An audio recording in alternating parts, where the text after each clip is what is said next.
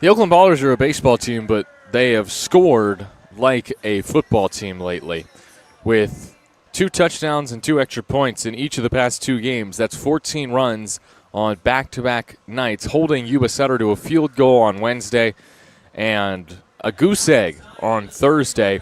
Oakland has won the last 2 games in blowout fashion here in Marysville. Good evening and welcome to Bryant Field in Marysville, California, as the Oakland Ballers visit the Yuba Sutter High Wheelers for the 4th game of a 6-game series.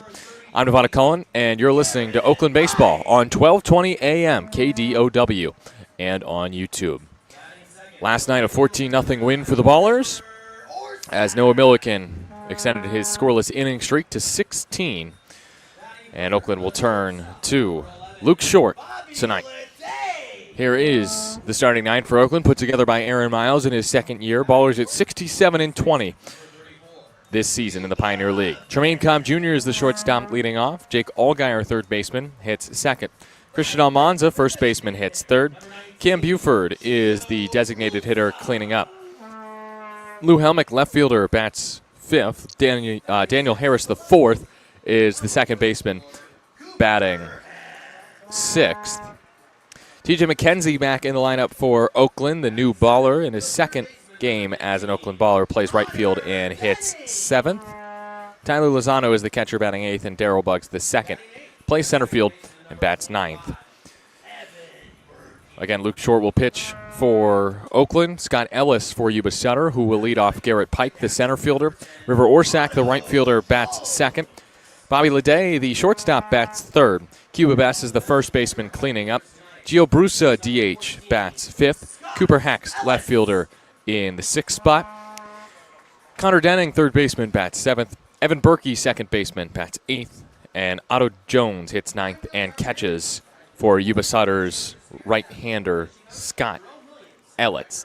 Scott Ellis, making just his 3rd start of the season.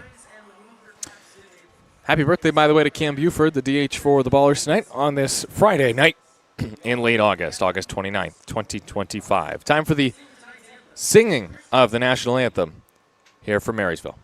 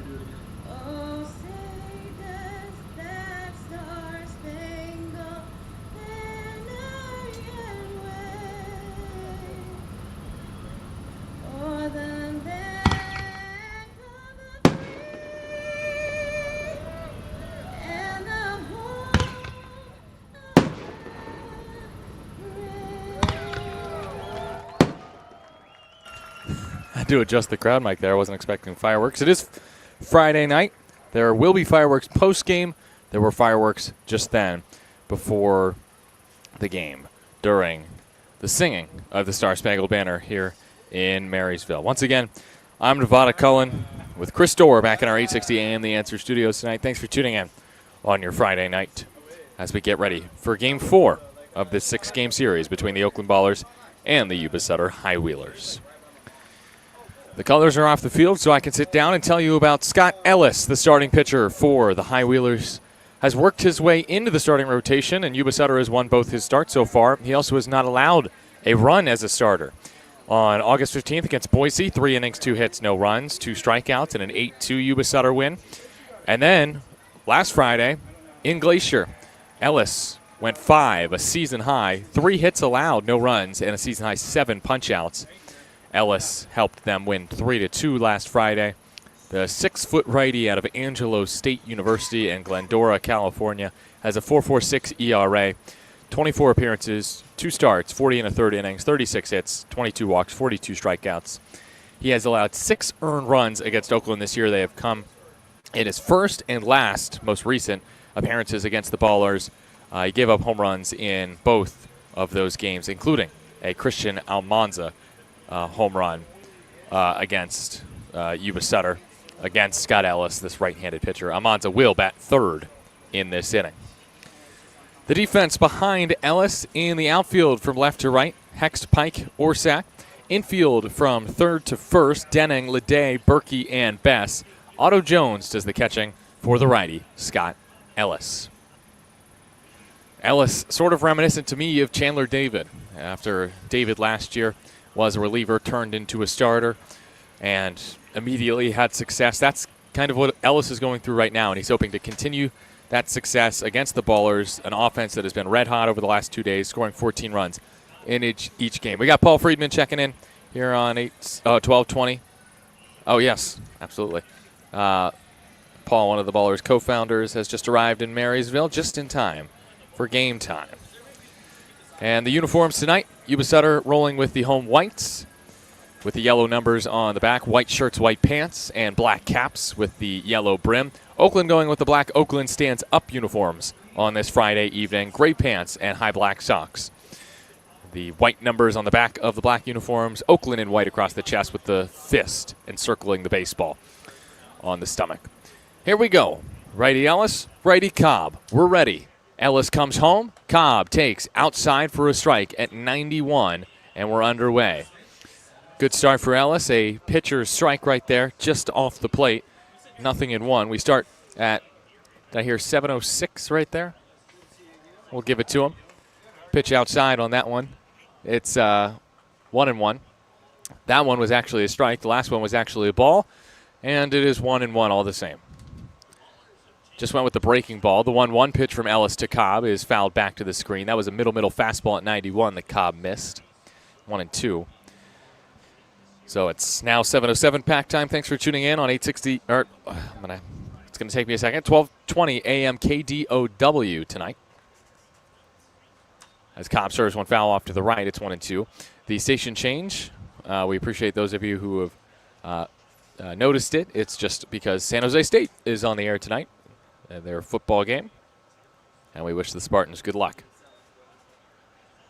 1-2 from Ellis to Cobb. Drops in, outside corner, strike 3. Caught the bottom of the zone, that breaking ball from Ellis, and Cobb goes down looking to start the night. Brings up Jake Allgaier, who will come to bat from the left side. No score here in the top of the first. Ballers and High Wheelers here from Marysville. Home plate umpire that just rang up Cobb is Jim Richens. Alan Walker down at first, Bill Shortridge at third tonight. First pitch to Allgaier. Switch hitting lefty swings through a fastball at 93 at the bottom of the zone. It's 0-1. Allgaier in this series, 5 for 10. The 0-1 toss. Allgaier hits it slowly towards short. Leday charging, throws on the run to first, and plenty of time to get Allgaier for out number 2. This is an Oakland team that scored 5 in the first on Wednesday, 4 in the first yesterday, and a much better start tonight for Yuba Sutter defensively. But Ellis now has to face a guy who has homered against him in Christian Almanza. That was a 3-run homer in the 7th inning on July 30th here in Marysville. First pitch to Almanza is swatted foul to the right side, just in front of the Yuba Sutter dugout. It's 0-1. 2 out, bases empty here in the top of the first inning. Almanza, 6 for 16 in the series with 6 RBI. 0-1 is next. Almanza loads up, pokes it, left field. Fighting the sun, Hext makes the catch for out number 3. It's a 1-2-3 first inning for Scott Ellis, who continues to succeed as a starting pitcher for the High Wheelers. No score. High Wheelers coming up when you return here on 860 AM The Answer.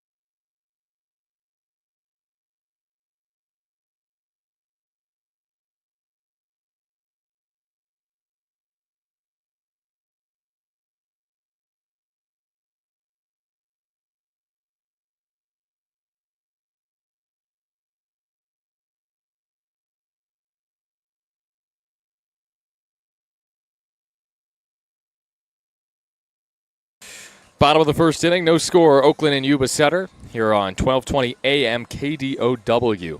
I'm Nevada Cohen with Chris Dorr back in our 1220 studios. Garrett Pike will lead off this bottom of the first inning for the Highwheelers against the Oakland lefty, Luke Short, who will actually hope to maybe pitch a little bit deeper into this ball game.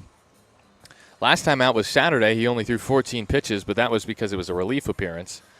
And now here on Friday night, he's maybe looking to go a full 5. I actually didn't get with Shorty on the pitch count today, but just do not be surprised if Short only goes 3 or 4 tonight as he continues to build up his arm so he's ready for the playoffs. Short, 3.99 ERA, 6-1 record, 12 starts, 56 and a third innings, 56 hits, 21 walks, and 68 strikeouts. Short was one of Oakland's best starters for most of the season before he got hurt. Oblique injury on July 19th at Glacier, but he's back and hoping to be better than ever. Lefty Short, lefty Pike. Bottom of the first, no score. Here from Marysville. First pitch is high and tight at 88. The fastball from Short. It is 1-0. Short with a 4-pitch mix, 4-seamer, changeup, slider, and curve. 1-0. Pike bounces towards first, foul. That was another 4-seamer from Shorty at the bottom of the zone at 87 miles an hour. It's 1-1.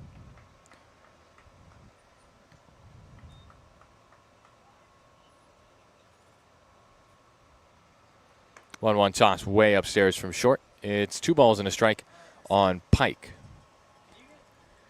Garrett Pike 0 for 3 with 2 strikeouts last night.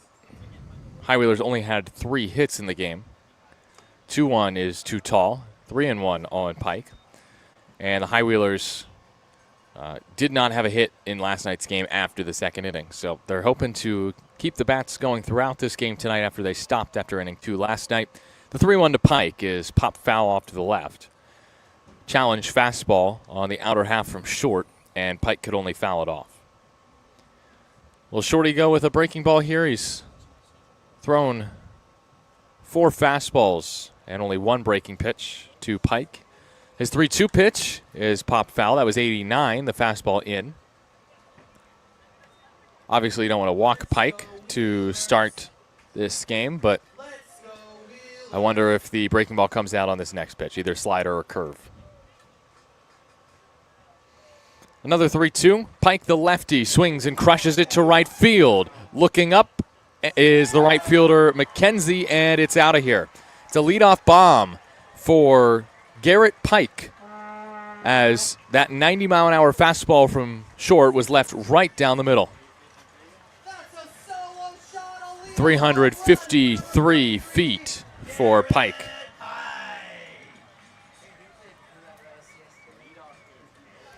Leadoff tater for Pike. It's 1-0 Yuba Sutter in the bottom of the first. Yuba Sutter, who did not score yesterday, gets a run in the first inning today. Pike with his 3rd homer in 15 games as a Highwheeler. First pitch on the outside corner from Short to Orsak, 0-1. Well, obviously, it's a great start for the Highwheelers. If you're Short, you'll take a solo shot over anything more than that. Little nubber in front of the plate, touched fair by Lozano, tag applied. And Orsak never ran. I don't think he even had a chance. Now Alan Walker saying it hit him in the box. Nice job by Alan Walker to come out and correct Jim Richens, the home plate umpire. Alan Walker is sure of himself. Aaron Miles is out. Well, I've seen Jim Richens umpire, and I've seen Alan Walker umpire, and I know who I trust. It's the one who umpires in Oakland a bit more, and Alan Walker. Now Aaron Miles is talking with Alan Walker, trying to change his mind. As it stands now, it's just a foul ball. Nice job by Micah on the video board with the video of Bugs Bunny and an umpire arguing out in right. Now Bill Shortridge will step in. Umpires will convene, all 3 of them, Bill Shortridge, Jim Richens, Alan Walker. Alan's pretty sure of his call, so this is going to stay foul ball or be changed to a foul ball. Lozano did a nice job, though, to pounce on that ball and tag out Orsak. Instead of an out, though, it's just 0-2 on the right-handed hitting Orsak. Team leader in hits with 119, a .354 batter. That leads the squad. And the 0-2 from Shorty is bounced to short. This one's definitely in play, definitely not bounced off of Orsak, and it's a 6-3 putout. Bobby Leday will bat next. 1 out. Bases empty. Bottom of the first. 1-0 High Wheelers thanks to the Garrett Pike leadoff solo shot. Yuba Sutter has not seen Luke Short this season because of Short's oblique injury. But last year, Short had some success against the YOLO High Wheelers. First to Leday is too high for a ball at 89. That was definitely at the top of the zone, but called a ball 1-0. Last year, on September 6th, last regular season start for Short was against the High Wheelers, as the 1-0 is low, 2-0. And in that start, Short went 5 innings, gave up just 2 earned runs, got the win, improved to 3-0 in his playoff berth clinching win for Oakland. 3-0 now. Leday takes way upstairs. And so that September 6th game last year, that was when Oakland clinched the playoffs. Pretty funny that we're just a week away from September 6th, and the Ballers have been in the playoffs for some time now. 3-0 swinging, and Leday flies it to second base. Harris drifting, moving, makes the catch for out number 2. And you don't blame Bobby Leday for 3-0 swinging because of how hot he's been. 5 homers in his last 4 games, but he just got under that middle fastball. It was maybe on the inner half, but he just missed it. 2 outs. Nobody on. Bottom of the first, 1-0 High Wheelers. Cuba Bess at the dish, swings and misses at the inside fastball at 89. Good location from Short. It's 0-1. Bess just 1 for 11 in the series. He's the team leader in RBI with 94 and homers with 26. 0-1 swung on and missed. Good pitch there from Short. Fastball at 90 at the bottom of the zone. Bess, a .296 hitter. Short pitching quickly, drills him with a breaking ball. An 0-2 hit batter with 2 outs in the first. That is not great from Short there. His first slow breaking ball, that was the short curve at 75 miles an hour, and he just looped it into the shoulder of Cuba Bess. And now he has to face Gio Brusa with 2 outs in the bottom of the first inning.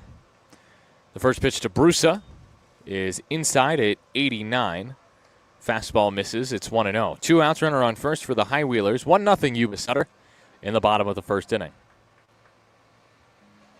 Brusa, switch hitter, batting from the right side against the lefty Short, who comes home.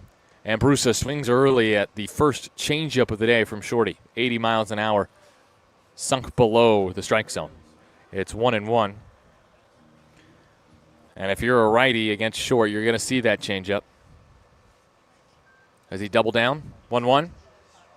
No, that's a fastball, a broken bat flare over third and into left field for a base hit. Gio Brusa, 59 off the bat, just lofts it over third base. The fastball high and tight broke the bat of Brusa, but he singles to left with 2 outs. And that brings up Cooper Hext. That bat really shattered as Billy Horton, the field manager in his second year with the High Wheelers, retrieves the entire barrel of that bat. 1-0 High Wheelers, 2 outs, but 2 on now for Yuba Sutter in the bottom of the first. Hit by pitch and a broken bat single.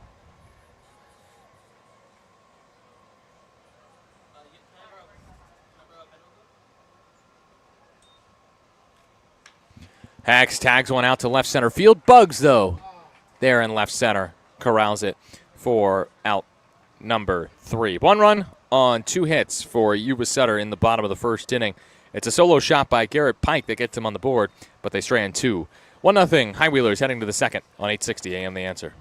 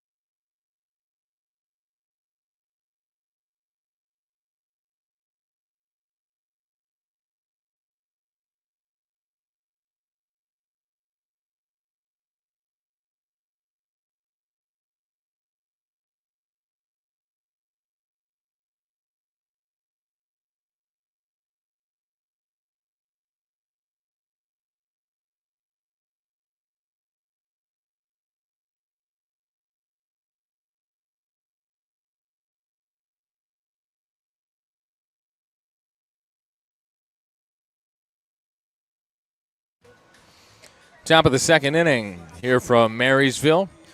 It's the Yuba Sutter High Wheelers leading the Oakland Ballers 1-0 in the top of the second. I'm Nevada Cullen alongside Chris Dorr in our 1220 AM KDOW studios. I will say 860 from time to time because that's the station we're usually on, so just bear with me tonight, but we appreciate KDOW for getting us on this Friday night. Ballers retired in order in the first, trailing 1-0 with a Garrett Pike leadoff bomb for the High Wheelers, and let us see what happens here the rest of the way. Scott Ellis making his third straight start, and third start total as Cam Buford sounded like he broke his bat, rolls one to first, best throws to the covering Ellis, and Buford was laid out of the box. You could tell that was awkward.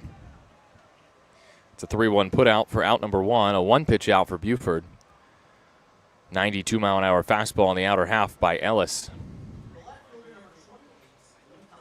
That brings up Lou Helmick, who has had more success than any baller in this series, hitting 6 for 9 with 5 RBI. And Helmick floats one into left field. That's hit number 7. Just a little blooper into left. It's the first hit for Oakland. 93-mile-an-hour fastball, well below the zone from Ellis, and Helmick just got the bat to it. He's on a 3-game hit streak, 7 for 10 in the series. His 15th hit in 35 tries against the High Wheelers this season. Brings up Daniel Harris the fourth. 1-0 High Wheelers. A lot of early swings from the Ballers against Ellis. Top of the second, one out. And Harris takes the first pitch he sees. It is a ball just high at 86. Breaking ball did not quite get back to the zone. It's 1-0. Harris wearing that neon arm sleeve on the right arm. Ellis comes home, and Harris takes a called strike at 92 right on the corner, 1-1. Daniel Harris the fourth is the second baseman for the Ballers from Stone Mountain, Georgia. 1-1.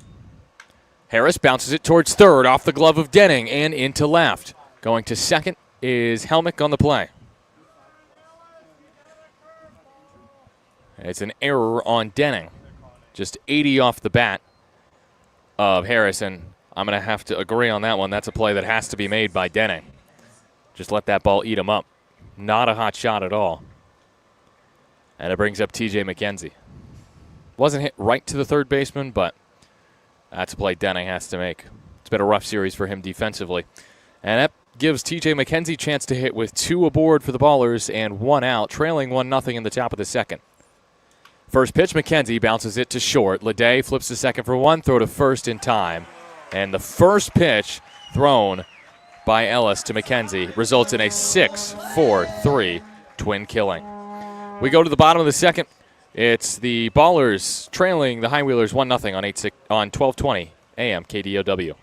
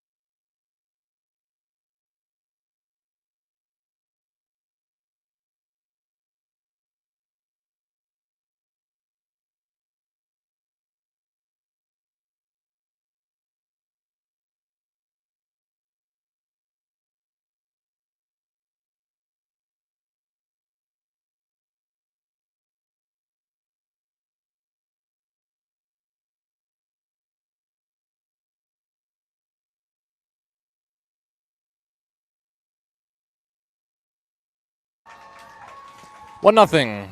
Oakland trails Yuba Sutter, bottom of the second.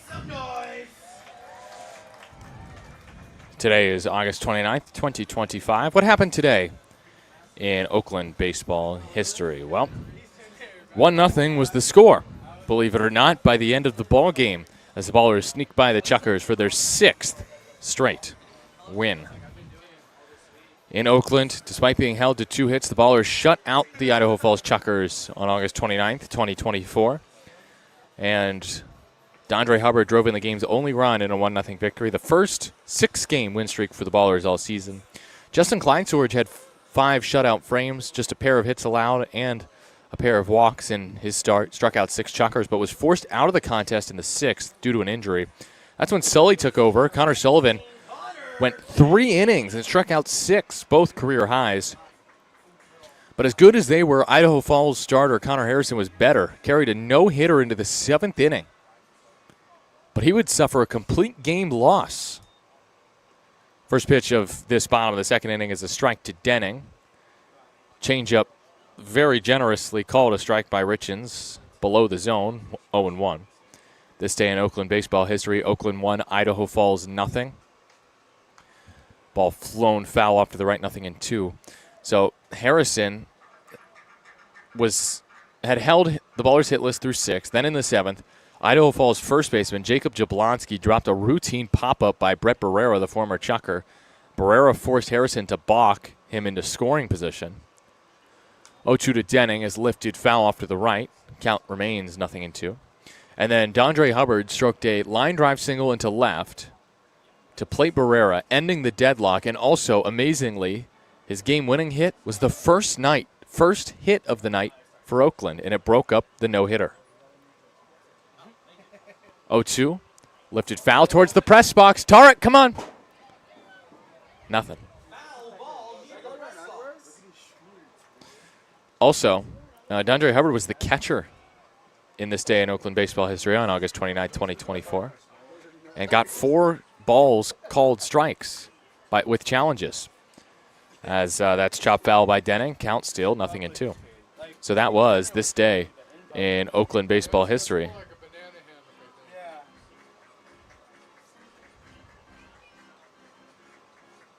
Connor Denning, 1 for 7 in the series. 0-2 from short is lifted to left field. Helmick at the track and leaps and knocked it down. It's a double for Denning, but Helmick just brought back a home run. 355 feet, and Helmick prevents Denning from going yard here in the 2nd. That is a nice play by Helmick to bring it in. It's a great hit from Denning as he doubles to start his 200th career Pioneer League game.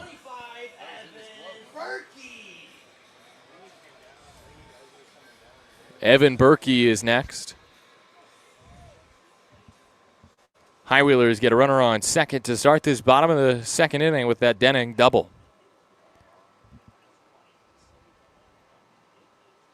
First to Berkey. Is blasted to left field. If it's fair, it's gone. It's hooking. It's foul. 365 feet. And Shorty today has been missing all sorts of all over the plate. That fastball was low and in. It was very much a strike, though. Short couldn't quite get it to the low inside corner, and Berkey barreled it up. It's 0-1. Nobody out, bottom of the 2nd inning. 1-0 Highwheelers as Berkey takes 80 high and away.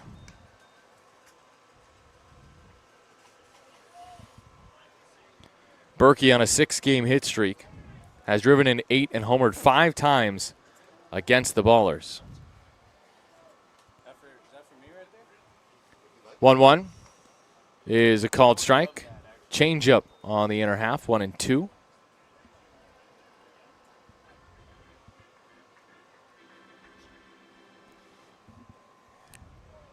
Berkey batting from the right side.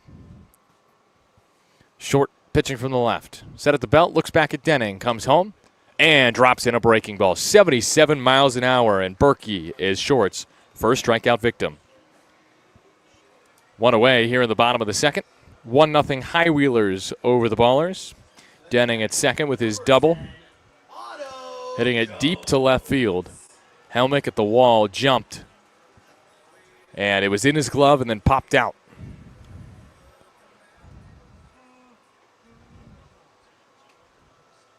Here's Otto Jones batting from the right side, takes in 1-0. Jones 0 for 1 yesterday, grounded into a double play. That's not a possibility here with a runner at second base. Cobb holding Denning. Short looks that way twice, fires home, and Jones takes high and away at 80.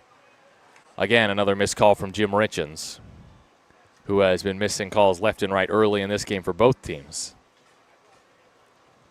That was a beautiful pitch from Short on the high outside corner, the changeup at 80. His 2-0, swung on and missed. 88-mile-an-hour fastball high and tight on Jones, who has faced Oakland this season with Rocky Mountain and went 5 for 17. 4 RBI and a homer. That was off of Connor Richardson. This is only his 8th game as a high wheeler. Defensive replacement yesterday at catcher for Campagna. 2-1 pitch is yanked in the dirt by Short at 89 miles an hour. It's 3-1.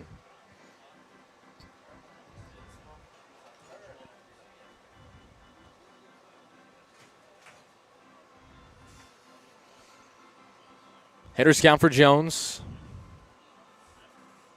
Even stance righty. Short comes home on 3-1, and that's drilled down the line, foul. Oof. That was a tough call for Bill Shortridge to make. One that I wouldn't guess Billy Horton didn't love, but from here it looked like it was just to the left of the bag, but who knows whether that hopped over the bag or not.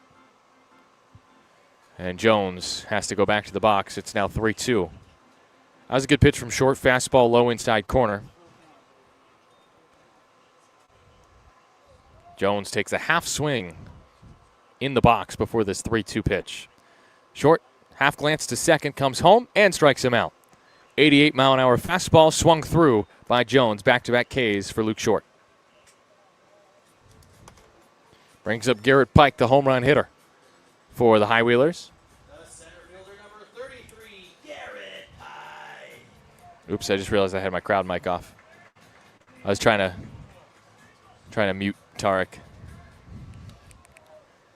Pike home run to right field last time up after a long battle with Short. This time first pitch swinging, bounces it to the right side. Almanza fields, Short covering, close play at the bag. Short's there in time for out number 3.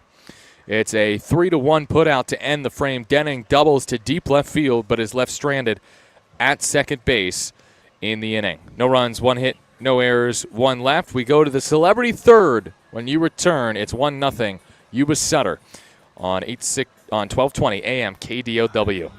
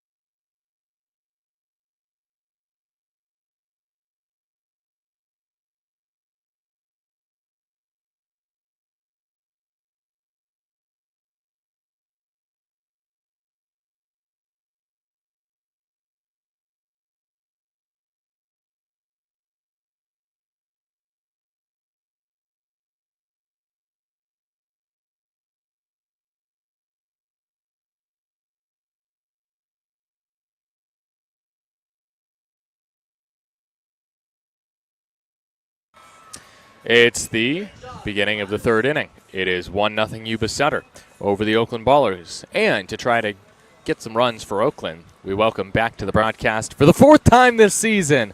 He's the inescapable Dan Silver. Dan, how you doing tonight? Inescapable is a heck of an adjective. So I've been on this podcast. This is not a podcast. Podcast? This is a independent baseball league broadcast 4 times, 3 times in Yuba Sutter. Yeah, well, you show up here, you get put on the broadcast. I brought the train. Can I bring some runs? Yes, the train comes through behind the baller tree and left. Thank you, Joe Horton. Thank you, Joe. Here's Tyler Lozano to start the frame. First pitch from Ellis is outside for a strike. It's 0-1. And Tilo knows that was actually a ball. So, Dan, football season is upon us. 0-1. Lozano strokes it, center field, right center, Pike over, has it played, backing up, makes the catch, one away. Football season's upon us. Have you watched any college football yet? I've not. What do we have going on this weekend? We've got Texas Austin against Ohio State. Yeah, Texas-Ohio State will be a good one. There was a USF, South Florida versus Boise State. That was yesterday. USF That sounds like won. peak 2008 right there. Right. USF had no trouble with the former 3 seed in the college football playoff. Not so much this year with no Ashton Genty as Bugs takes low 1-0. How do you think he'll play for the Raiders? Ashton Genty, I think he'll be a Pro Bowler. As a rookie? Oh, yeah, 100%. Wow. 1-0. Bugs takes a strike, outside corner, 1-1. I mean, he's going first round in all fantasy football drafts. Wow. Yeah, people have high expectations for Ashton Genty, as they should. 1-1 is next. Bugs against Ellis. And Bugs takes a breaking ball high. Again, another missed call. That was in the zone and yet called a ball. It's 2-1. I was about to say my favorite part being in the booth is watching you armchair quarterback TrackMan. It is enjoyable. Oh, I'm armchairing it. As 2-1 is low, this one was nowhere close. It's 3-1. All right, so we've talked before about your ability, your superhuman ability, one might say, to name D1 mascots. So That's kind of you. Let's go with that. Let's name a few. Ohio State. Buckeyes. Let's see. I'll give you an easy one there. Can we go to YouTube and see if anybody has 3-1, flown to center field. Bugs hits it right to Pike, who barely has to move. Center fielder to center fielder for out number 2. Wow, the High Wheelers are playing much improved baseball from the last 2 games, aren't they? Yes. Tony Peterson says, "How dare you call my broadcast a podcast?" Sorry, Tony. But I have had 2 beers tonight in honor of the High Wheelers' 2 wins out of 15 against the Ballers. So that is that's that.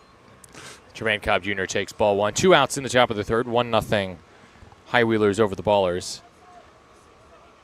I don't think anyone's sent any colleges for you to name in the YouTube chat, so I'll have to give you some more. What do you know? That's low. 2-0 on Cobb. Is that challenged? Was that TrackMan? It was low. Pitchers, don't challenge. It will not work. Yuba Sutter loses a challenge. That was challenged by Ellis. Do you have a preference for catcher or hitter challenges? What are more accurate, anecdotally for you? Catcher. Catcher. Catcher. Well, they are, yeah. Yep. They know the zone better than anyone. Yep. Let's see. Give me – I can't get my mind off Toledo. 2-0. Cobb, line drive, center field, base hit. The Rockets in minor league baseball, they're the Mud Hens. Oh, nice. Bonus points for knowing the minor league team. Thank you. Affiliated with? I don't know. I'm just a Ballers fan, man. Toledo Mud Hens. I believe they Tigers? are AA, and Syracuse was AAA for the Tigers, but I'm old. That was many moons. Tigers, yeah. That's correct? Yeah. Wow. Thank you. So that was a line shot into center for Tremaine Cobb Jr., a 2-out hit for Trey. Brings up Jake Allgaier. 1-0 High Wheelers, top of the third, 2 outs. Allgaier takes outside. Is this 91. Allgaier's first 2-hole of the year? He's been hitting well. To my knowledge, yes. Good spot. Nice job, Dan. Thank you. Allgaier is on a 7-game hit streak. Grounded out his first time, though. 1-0 toss. Allgaier takes a strike, 91, right down center. Bottom of the zone, 1-1. Nice when you acquire a guy for his defense and he decides to hit 320 and ribbies with guys in try 347. Holy, good job. Holy heck. Yes, well said. Thank you. Throw to first. Cobb's back safely. Holy Cross. No, I'm just kidding. Crusaders. Crusaders. Oh yeah. Thank you. Done. Thank you. Harvard. Crimson. Yep. What about New Mexico? Lobos, New Mexico State is the Aggies. Go Aggies. Go UC Davis Aggies. Look at Dan go. Dan Silvert, everyone, on the celebrity third inning. Pitch high. Again, should have been a strike. 92. Not called that.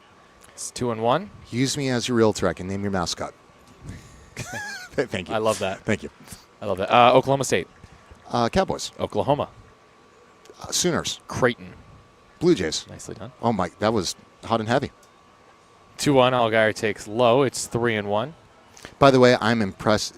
The way you multitask in the booth, Joe Horton was correct. No idea. You. Well done, sir. Thank you. Let's go University of Nevada at Reno. Wolfpack. Yep. Nicely done. UNLV is the Rebels. Hitters running. count. Ellis's pitch. Allgaier smashes That's it. out. Right field, and Bye-bye. Dan Silvert right on cue. Over the scoreboard, Jake Allgaier puts the Ballers ahead with his second Oakland homer. It's 2-1 Ballers. I believe he's a Southern Illinois Fighting Saluki, correct? That's all I got. I don't think they're fighting. I think they're just the Salukis. That was but for a fact. You absolutely nailed it. The pride of Shanahan puts Oakland ahead with a 361-foot bomb That to was right no field. doubter. He is seeing the ball well. That might have been a splash hit into Ellis Lake. 361, 101 off the bat. Launch angle 33 degrees. Here's Christian Almanza looking to go back-to-back. First pitch takes high and outside, 1-0. 100 ribbies for this young fella. Yes, he's the first baller in history to reach the century mark. Next homer will make him the first 30-100 player in Ballers history. 30 homers, 100 RBI. Allgaier, by the way, extends his hit streak to 8 games with that blast, and he has both of his Oakland homers in that hit streak. Okay, we got a mound meeting right now. It's 2-1 Ballers, top of the third, 2 outs. Dan Silvert. Let's go Washington. Huskies. Washington State. Cougars. Oregon. Ducks. Beavers. Oregon State, yep, nailed it. Boise State. Broncos. Montana, University of Montana. Grizzlies. Nicely done. Even went FCS on you, and you nailed it. What about North Dakota State? Bison. Yep. I'm going to be preemptive here. North Dakota used to be the Sioux. I forget what they are now. I wasn't going to ask North Dakota. I was going to go Almanza fouls it back. It's 1-1. I was going to go South Dakota State. Jackrabbits. Yes, nailed it. Kansas. Jayhawks. Kansas State. Bear with me a moment. I'll let you call the pitch. Oh, look at you. You're catching on. 1-1 from Ellis. Almanza takes high and away, 2-1. Oh, God, K-State. I know that. They're purple and gray. It's just think basic. Very basic answer. 2-1 is next from Ellis, and Almanza lifts it to left field, medium deep for Haxt, over towards the left center field gap, makes the catch for out number 3. 2 runs in the inning, 2 hits, none left, no errors in the frame. Jake Allgaier with his second Oakland homer puts the Ballers ahead 2-1 heading to the bottom of the third, where Dan Silvert will have the answer for what is the Kansas State mascot.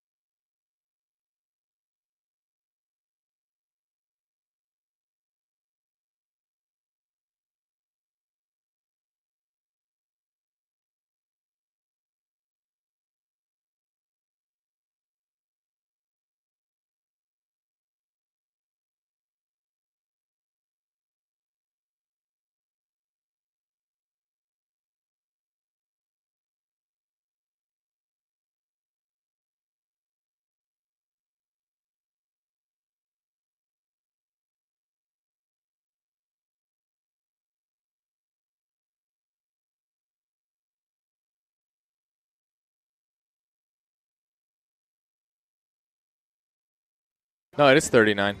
I don't know why he's 35 on TrackMan, but he is number 39. Bottom of the third inning. 2-1 Ballers over the High Wheelers. Nevada calling alongside Dan Silvert on the celebrity third inning. Dan, how you doing? I'm doing well, man. I'm so excited to be up here in, where are we? Marysville?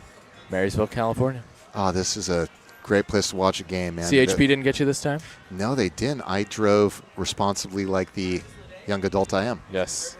Yes, you are a young adult. You're so A responsible driver? I'm not so sure. So K-State Wildcats. K-State Wildcats, that's right.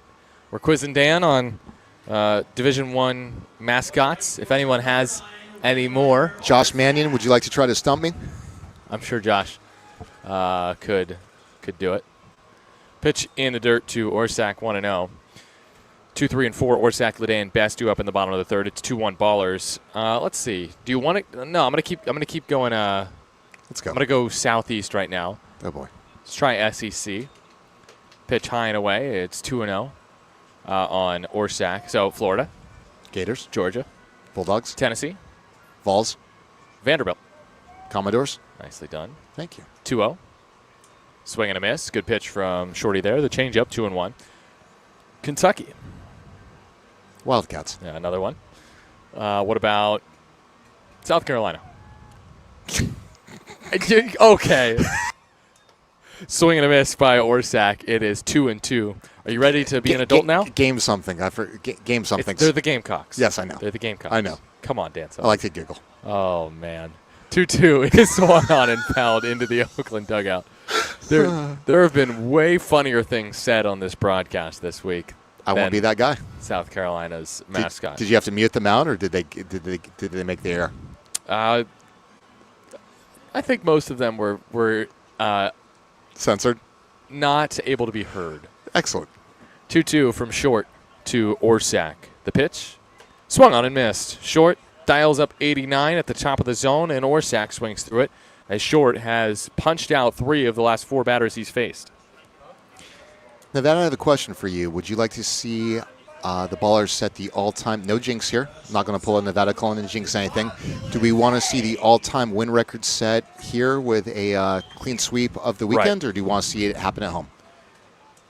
Pitch inside to Short. Again, not being presumptive. Or from Short. It's 1-0 on Leday. Let me give you my honest answer. Love for it to happen here in Marysville, so I get to call it, and Tyler Peterson does not. Clap, clap, clap. Well said. 1-0. I'm greedy. It's high at 89. 2-0. All right, back to brass tacks. Let's go Jacksonville State. Oh, there's a Jacksonville and a Jacksonville State, 2-0 is fouled back to the screen. 2-1. Yep. Jacksonville State is where Dion and his kids were at, correct? Yep. This is a trick question. God. That's not You've fair. already said it before. Gamecocks. Yep. They're also the Thank you. Gamecocks. 2-1 is low. 3-1. What about Jacksonville? I know they're not D1 in football. I don't think But they they're have. D1 in lacrosse. So you should know this as lacrosse guy. Aren't they the Gators or something weird in Southeast? Oh, close. It is a marine animal. 3-1. Ospreys? Leday takes high. It is ball 4. That is a different Jacksonville University. How many Jacksonville universities are there? There are at least 2, to my knowledge. That's how you're going to stump me? All right, Seth. Oh, no, I'm all good. Thank you. I thought you were swiping in with the answer right there. So there's JU, which is I'm going to make it multiple choice. I'll get it. It is either the let's we go. Focus on baseball. Here's Cuba Best, runner on first pitch, and Best takes a strike. Nothing in 1. Ballers lead 2-1 in the bottom of the 3rd inning with 1 out. Runner at first is Leday. It is either the Manatees, the Whales, or the Dolphins. Dolphins. Yes, it is the Jacksonville Dolphins. And then UNF, North Florida, are the Ospreys. Next to Best is poke foul off to the left. It's nothing in 2. What's up with Florida's affinity for semi-dangerous wildlife? I mean, I think it's all like, those are local. Like Dolphins, you find those in Florida. Ospreys, you would find, I think, in Florida. I don't really know about Ospreys. 0-2 pitch from short to Bass. Runner goes, and Bass flies it left field. Foul ground. Allgaier, long run, out of room. I feel like I had more for you on the mind. Tell us a story, Dan. That's what they really want. Oh, also, University of North Dakota is now the Flying Hawks. Thank you, Jeff and Nancy Butts. Flying Hawks. Okay. I might have to give you a story on Sunday night. I might have to concoct one for the last homestand. Okay. Sounds good. Runner on first is Leday. Will he run again on 0-2? No. Best swings, bounces it, foul of first, ever so slightly.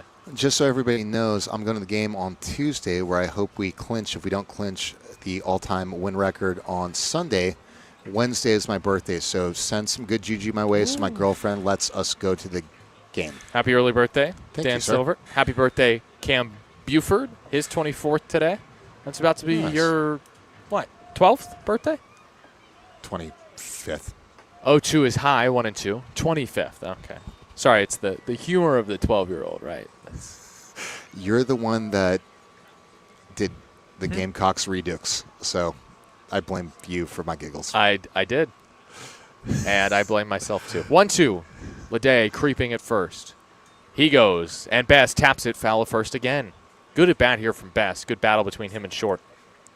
Short's doing a good job at battling. He is not bringing his A game today. He's bringing his B- game, but pitching well. I don't want to jinx this. He's pitching well. He's doing the thing. I mean, that's a good point, though, that Short's B- game is some pitchers in this league, their A game. Well said.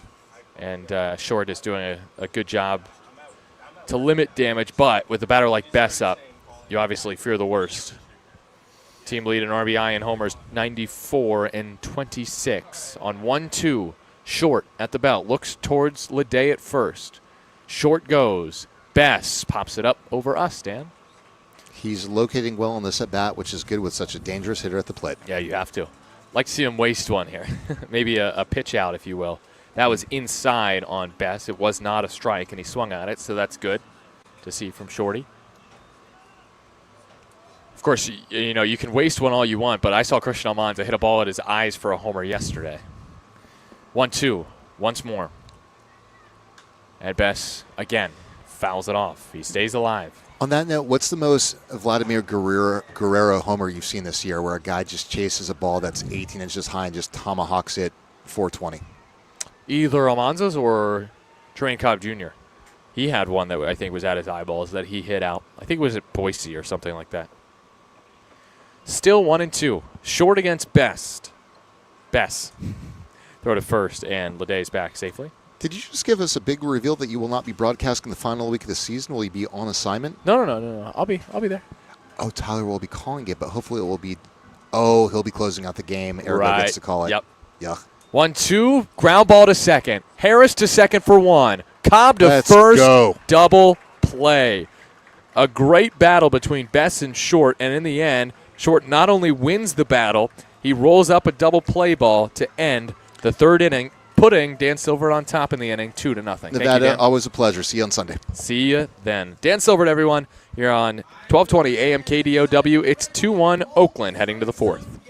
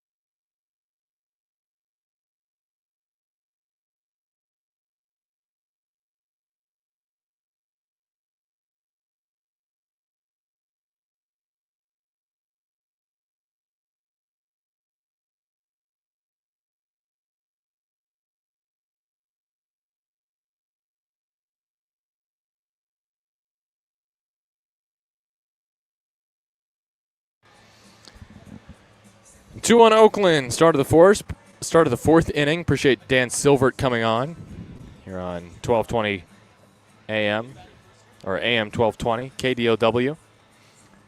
It is Buford to lead off this top of the fourth inning against Scott Ellis.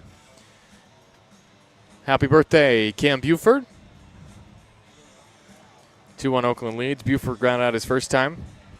Buford born on August 29th, 2001. He is 24 years old. And Buford looking for a birthday blast. His dad, Rob, reached out to me today to make sure that we all wished Cam a happy birthday.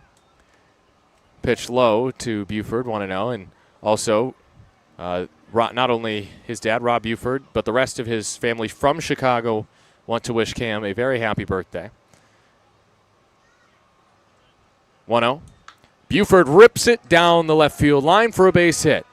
Fielded by Hext, and Buford has a birthday base hit.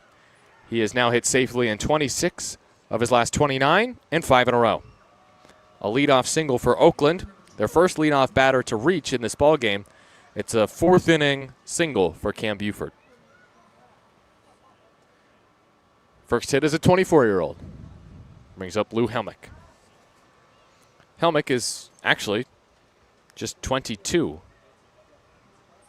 And the first pitch to the lefty from Germany is high and away for ball one. Lou only turned 22 on May 1st. So he's not even turning 23 anytime soon.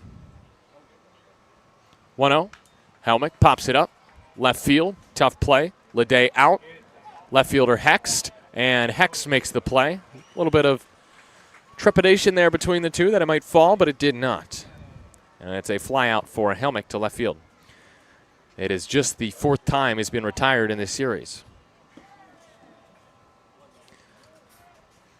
Next is Daniel Harris, the fourth, with Buford at first base.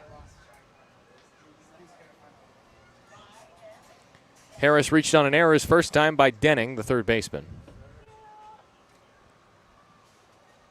First pitch, Harris takes low and away. It's 1-0. 91-mile-an-hour fastball from Ellis. That two-run homer by Jake Allgaier gave Oakland a 2-1 lead, and it was the first runs allowed by Scott Ellis as a starting pitcher. 1-0. Harris hits it up the middle, and that is just past the glove of Berkey and into center. Daniel Harris, the fourth, just dribbles one up the middle. He got a breaking ball in, and he just brought the bat inside to hit it. Brought the hands in, bounces it up the middle. Harris grabs his 107th hit of the year. And that brings up TJ McKenzie.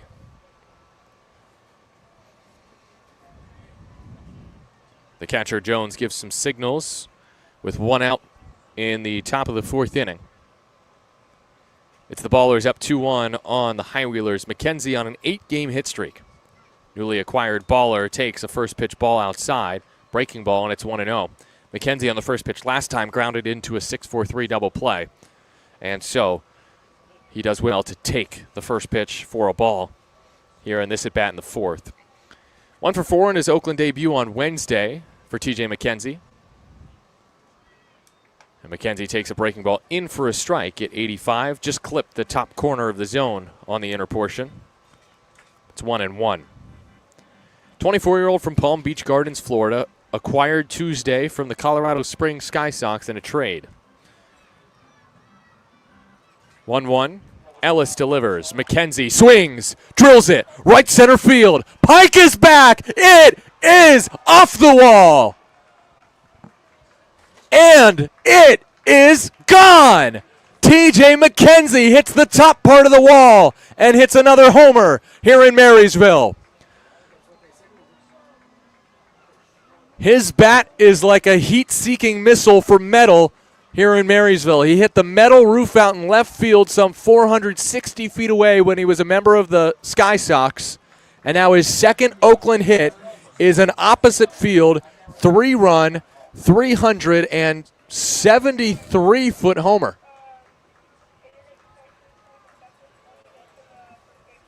It's 5-1 Oakland. Here's Tyler Lozano, and he dribbles one in front of the plate foul. It's 0-1. Welcome to Oakland, TJ McKenzie.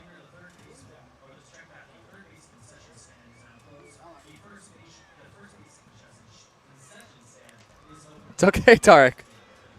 It's okay. I can't pronounce words either. We all heard archipelago the other night. Lozano taps one off his foot, 0-2. So it's a 1-out, 3-run opposite field homer for TJ McKenzie. His first Oakland homer extends his hit streak to 9. He's blasted 5 homers in that span and driven in 27.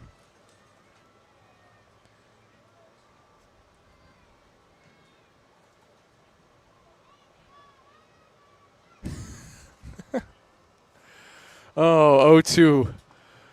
Pitch low, 1-2. I want to mention to those of you in the YouTube chat, as the Ballers lead 5-1 with 1 out in the top of the fourth, I did not comment "atta babe" in the comment section. That was someone else logged into the Oakland Ballers YouTube account. Lozano strokes one right field. Pretty deep. Lozano bangs it off the metal. That's padded wall? Oh, I'm just finding out now. It's a single for Lozano. So the wall down the right field line is padded because it's 305 to right. It makes sense. But, man, did they pull a fast one on me. Oh, man. Next, the walls should all be padded next year with, I'm guessing, a yellow line then. As Darryl Buggs, the second, takes outside. It's 1-0. So that is a 321-foot single for Tyler Lozano. Man, I love this ballpark. Buggs takes outside. It's 2-0. Ballers lead in the top of the fourth. It's 5-1. Single, 3-run homer in the frame.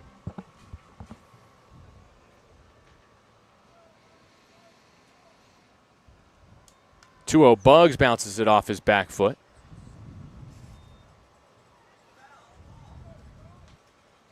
So the Ballers have scored 5 runs on 2 home runs against Ellis. And you look at Ellis this season, he had only allowed 3 homers total. 2-1 toss. Swing and a miss by Buggs. It's 2-2. Ellis had not allowed a run as a starter in his first 8 innings as a starting pitcher for the High Wheelers. Extended that to 10 innings today. 2-2. Ellis, the righty, set. Pitch to the righty, Buggs, is a called third strike. Buggs thinks about challenging and decides better of it. And wow, is he smart, because that was a strike. It just clipped the bottom of the zone. Good idea by Buggs. It's just not the spot to do it. It's too close of a pitch. If you hesitate at all, you don't challenge. That was 93 dotted by Ellis for his second K as Cobb pops one up to right field shallow. Orsak racing in. Orsak has it and makes the catch for out number 3. Oakland gets 3 more runs on 1 more homer and 4 total hits in the frame. They do leave Lozano, who singles off the wall. It's T.J. McKenzie with his first baller homer, a 3-run homer to the opposite field. It is 5-1 Oakland going to the bottom of the fourth on 860 AM The Answer.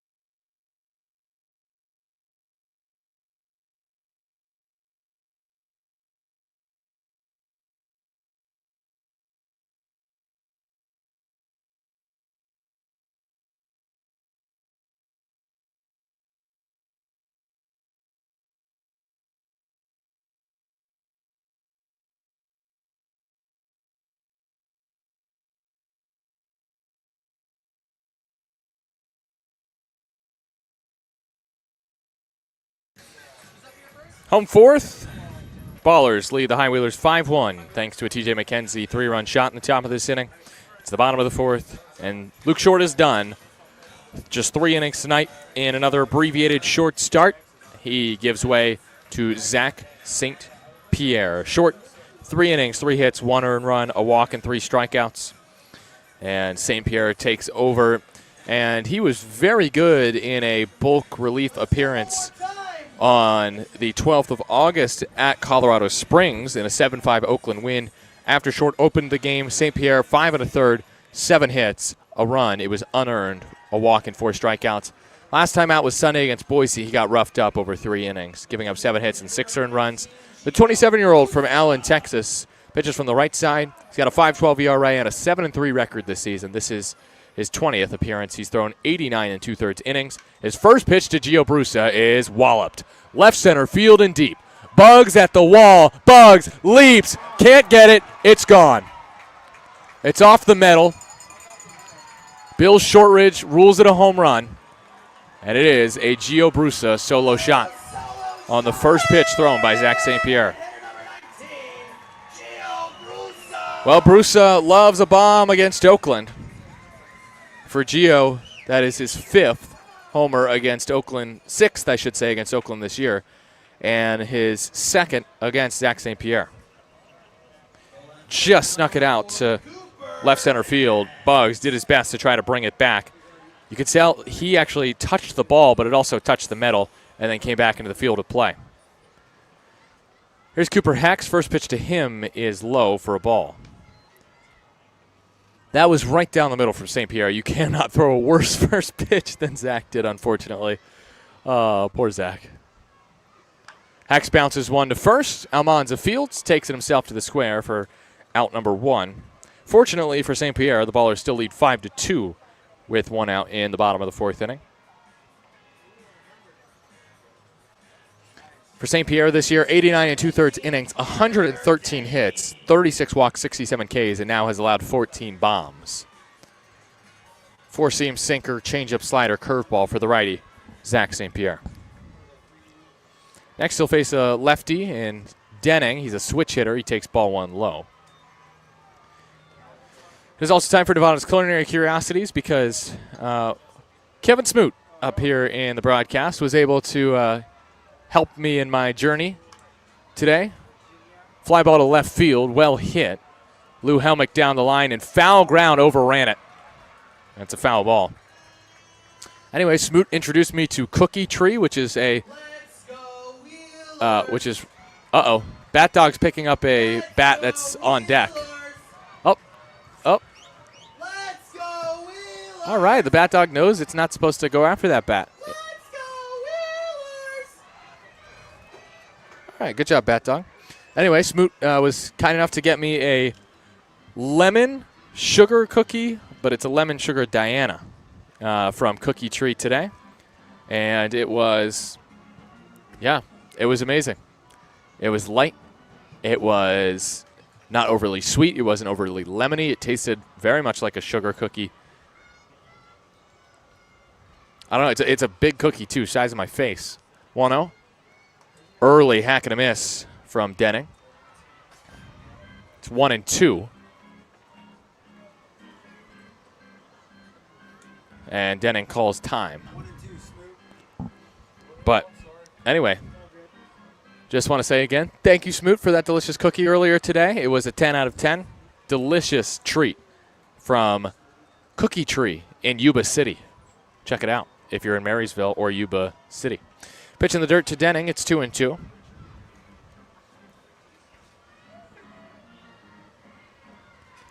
Denning a double his first time up.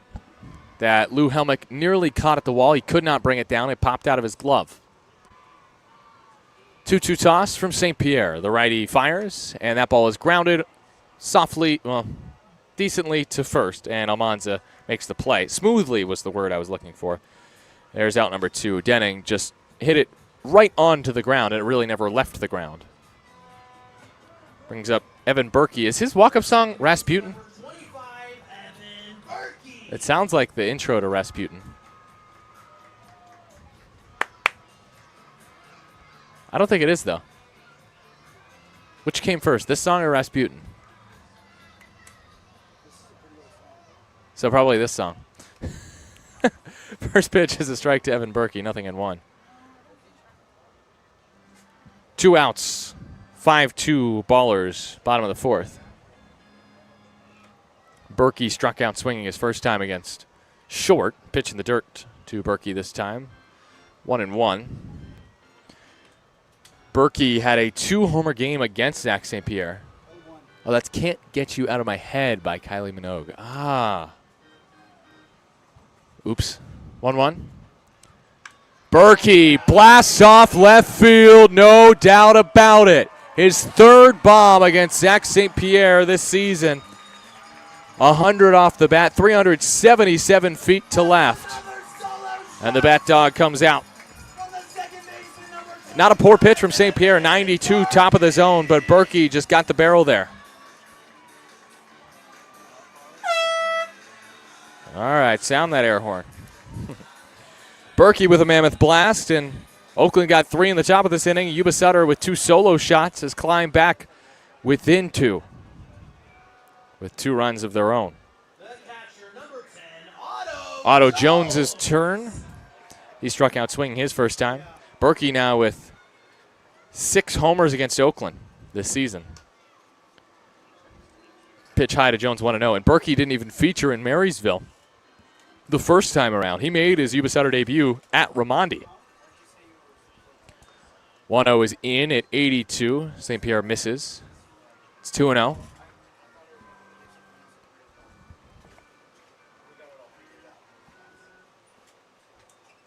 Toss is fouled back, 2-1. Now, St. Pierre normally would have started on Saturday, so St. Pierre is pitching on short rest in relief of Luke Short. 2-1 from Zach. Grounded up the middle, over second, and into center. Otto Jones with the base hit. And Garrett Pike is next, representing the tying run here in the bottom of the 4th inning. It's been an entertaining contest thus far. Yuba Sutter striking first. Oakland getting the next 5. High Wheelers with 2 homers in this inning. Garrett Pike has 1 of the 3 homers in this game for the High Wheelers. Lefty batter against the righty St. Pierre. And Pike takes strike 1. Again, another generous call from Jim Richens behind the plate. That was a changeup outside by St. Pierre, called a strike on Pike, who's 1 for 2 with a homer. Homered to right field last time. And Pike takes a breaking ball on the outside half, this time 0-2. 2 outs, runner on first for the High Wheelers, trailing the Ballers 5-3 in the bottom of the 4th. St. Pierre at the belt comes home, and Pike strikes out. Yes, he did strike out. Change up low in the zone, and Pike just swung through it. Thought maybe he got a piece. He did not. First strikeout for St. Pierre, who did not have a great 4th inning. 3 hits allowed in his first inning of work. 2 runs on 2 home runs by Brusa and Berkey. We go to the 5th inning. It's Oakland 5, Yuba Sutter 3.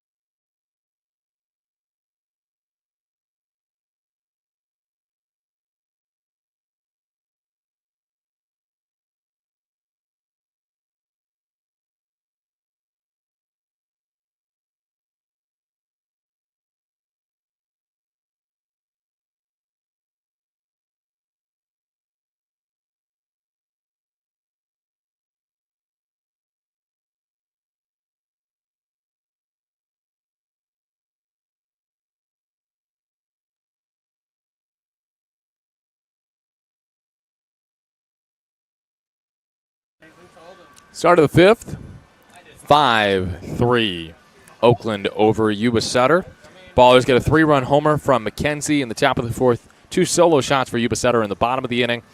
There have been 5 runs scored by Oakland, 3 by Yuba Sutter.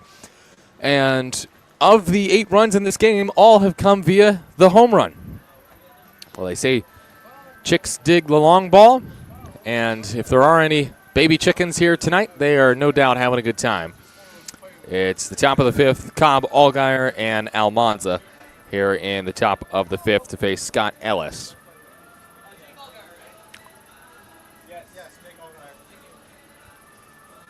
Scott Ellis, the pitcher for Yuba Sutter. He pitched 5 innings Friday against Glacier. That was a week ago. That was his season high. And there is no action in the High Wheeler bullpen, so he'll likely get to pitch 5 again. He's pitching pretty well, just 2 homers allowed. 1 to this man, Jake Allgaier, who takes a generous strike 1 just off the outside corner.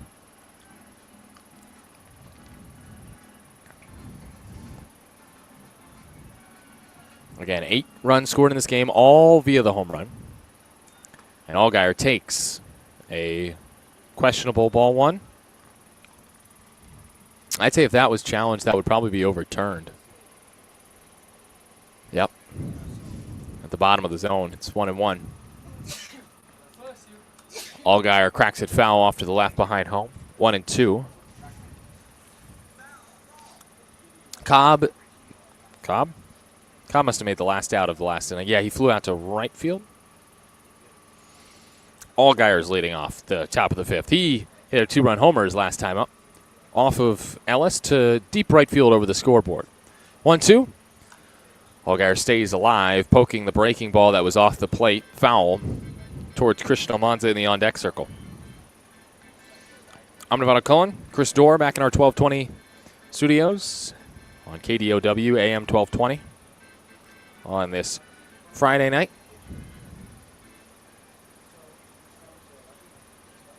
Allgaier slashes the 2-strike pitch into left, but right at Hext for out number 1. San Jose State football has kicked us off 8:60 a.m. The answer tonight. They are currently losing to the Central Michigan Chippewas 10-0 in the second quarter. Hopefully the Spartans can turn that around. Central Michigan out of the MAC. Good fastball on the outside corner to get Allgaier to fly out. Here's Christian Almanza. First pitch swinging. Tags it. Left field. Pretty deep. Hext at the wall. Hext reaches up and makes the catch on the run, robbing Almanza of extra bases. 2 down. And Almanza has flown out to the opposite way all 3 at-bats tonight.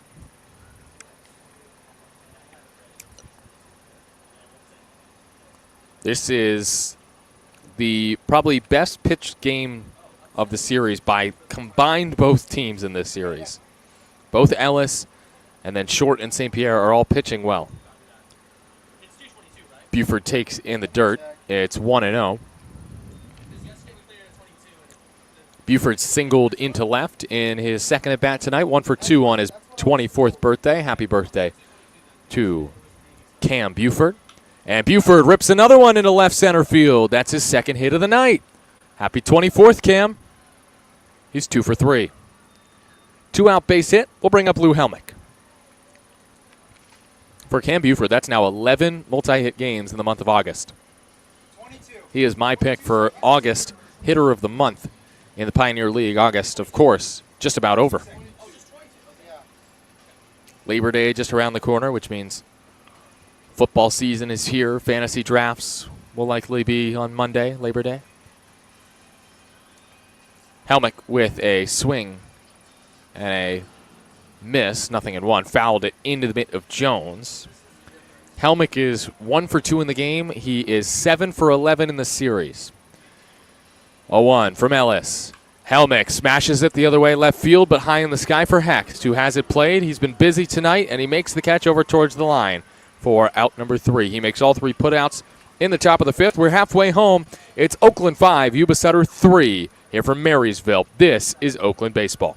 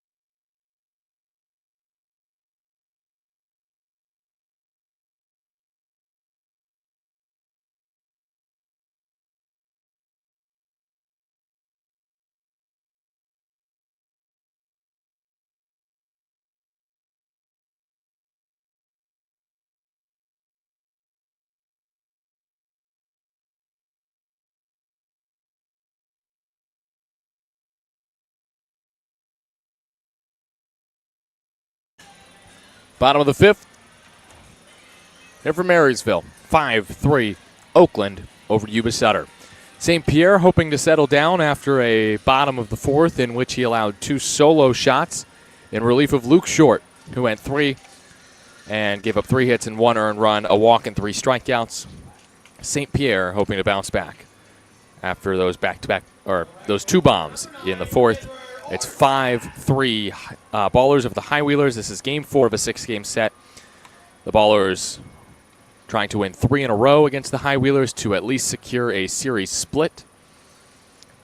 As for the High Wheelers, they are fighting for their playoff lives. First pitch of the inning to River Orsak is swung on and missed. Good breaking ball from St. Pierre.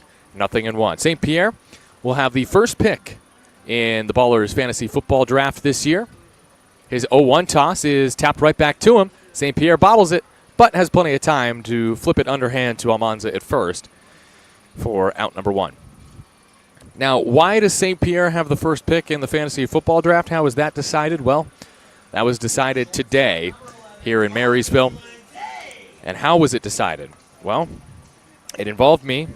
I don't know if you saw my post on Twitter, but I did indeed hit baseballs to determine the draft order for the Ballers this year.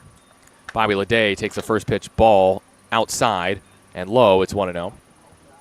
There were 14 baseballs marked with the 14 names of the 14 players for the Ballers that were competing in this fantasy league.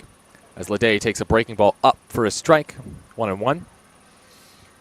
And to decide who would pick first, second, third, fourth, etc., James Collier tossed me those 14 baseballs as Leday bounces it foul to the left, 1-2. And however far I hit the baseball determined the draft order. If whoever's I hit the furthest got the first pick, second furthest, second pick, whoever I hit the shortest, last pick. Spoiler alert, sorry Noah Milliken. 1-2 from St. Pierre. Bounces in, 2-2. Milliken, he had the baseball with his name marked that I hit the least amount of distance. I believe it was one where I tried to leg kick and hit the snot out of it. I did not hit it far at all. Most of them I hit into left center field and to center field. I'm a righty, so I'm a pull hitter, I guess. 2-2 bounce towards short. Cobb over to his left. Throw to first. Gets Leday. 2 down. So, yeah, we made a whole thing of it. I had some guys cheering me on. Obviously, most of the guys that were watching were competing in the league. James Collier was the one tossing me. That's not Cuba Best at all. This is Tyler Young. Really? Hitting in the 4-hole for Cuba? I mean, Cuba's had a hard series, but I did not see him getting pulled from this game. Hopefully it's not an injury thing. Young, number 24, batting from the right side, swings and misses, 0-1. Anyways, I hit the balls, I thought, pretty well, and I made it close. But at the end, Zach St. Pierre's ball went the furthest, as St. Pierre delivers low, 2-1. So St. Pierre will get to pick Saquon Barkley or Bijan Robinson, Jahmyr Gibbs, Jamar Chase, whoever he wants. Swing and a miss, 1-2. It's up to ZSP, and I'll try to find out who he'll select with the first pick of the Ballers Fantasy Football Draft. I really did enjoy getting to help out, and I appreciated feeling involved. 1-2's in the dirt, 2-2. My favorite part was from this whole thing is learning that Danny Harris has not played fantasy football before and is intent on selecting Lamar Jackson in the first round.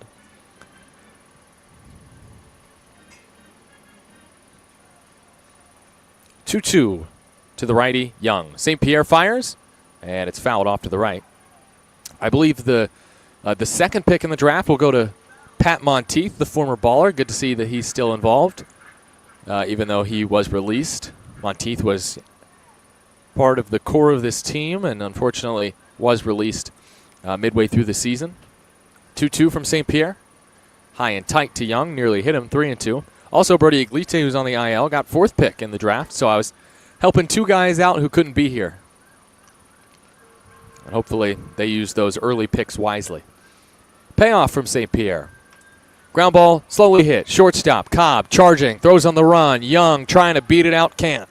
As Cobb makes back-to-back putouts throws to Almanza to end the 5th inning. No runs, no hits, no errors, none left. 5-3 Oakland over Yuba Sutter. This is Oakland baseball on 1220 AM KDOW.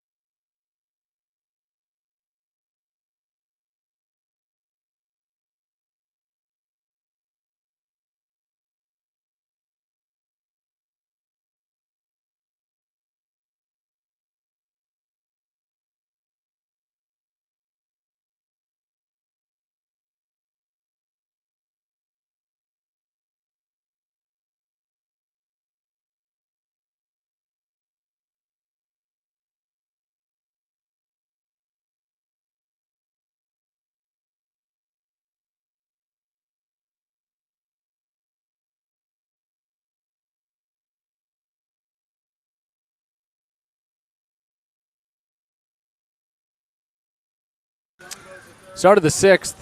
Defensive changes for the High Wheelers. Connor Denning slides from 3rd to 1st. And the new 3rd baseman is Tyler Young into the game for Cuba Bass, who was the 1st baseman in the game. It's still Scott Ellis on the mound for the High Wheelers. There is still no action in that pen, as Ellis has only thrown 62 pitches. Now, how high is the pitch count for Ellis? I'm guessing it's not 100, but I guess it could be. Ellis did throw 5 innings and struck out a season-high 7 batters Friday at Glacier. Now, it has to be said, Glacier's offense has been quite poor this year. Oakland leads 5-3. Daniel Harris, the 4th, shoots the first pitch he sees into the right center field gap, and it is cut off, but Harris is still trying for 2. He slides in head first around the throw. A hustle double for Danny Harris to lead off the 6th. It was a frozen rope into the right center field gap. Great play by Orsak to cut it off, but his throw was not strong enough to prevent Harris from sliding in there with a double. That is the 3rd extra base hit for Oakland. The first 2 were homers. There still have only been 8 runs in this game, all via the home run. 1 via this guy, TJ McKenzie. Got into a double play, also a 3-run homer in this game. And the first to McKenzie gets him in the elbow guard. It just breezed inside, and he is hit by a 91-mile-an-hour fastball that missed poorly. So Ellis may be starting to show signs of wear and tear after giving up that 108-mile-an-hour double to Danny Harris on a 91-mile-an-hour fastball that I would guess was, somewhere over the plate.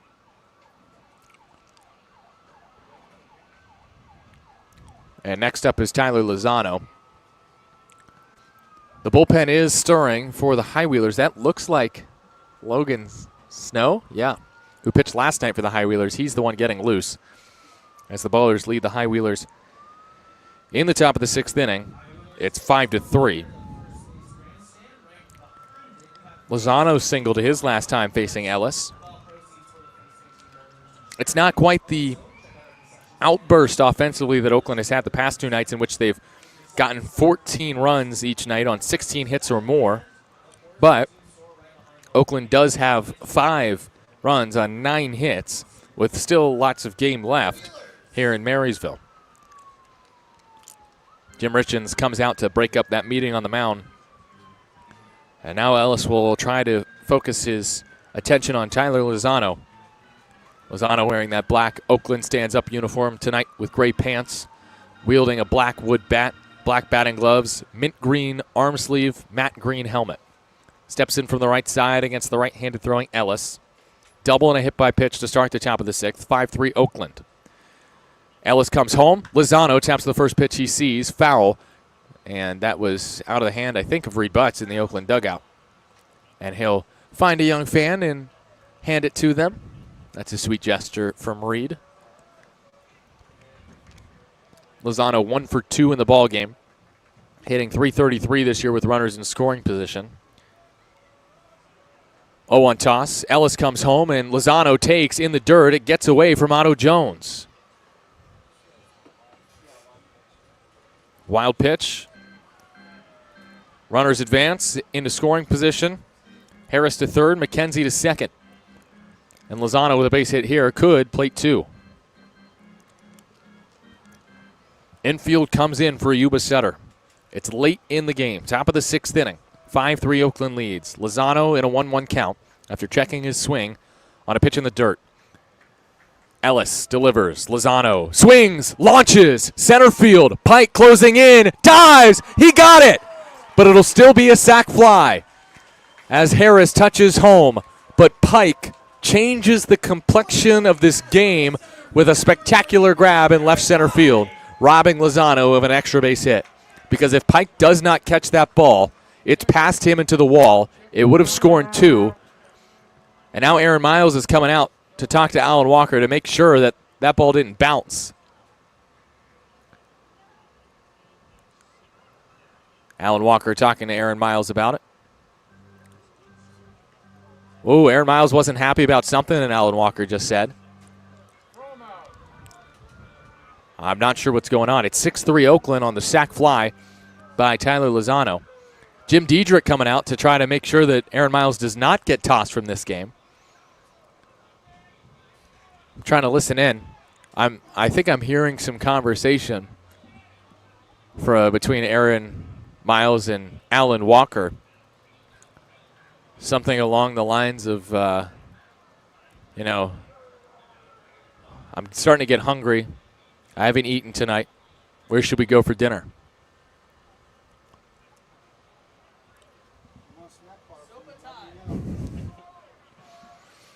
It's a sac fly by Lozano. Aaron Miles begrudgingly walking off the field.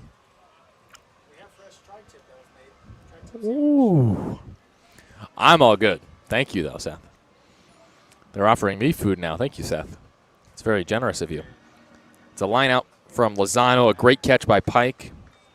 It's a sac fly and an RBI for Tyler Lozano, who comes through with 2 in scoring position. That wild pitch definitely hurts Ellis. McKenzie has to stay at second on that diving catch by Pike.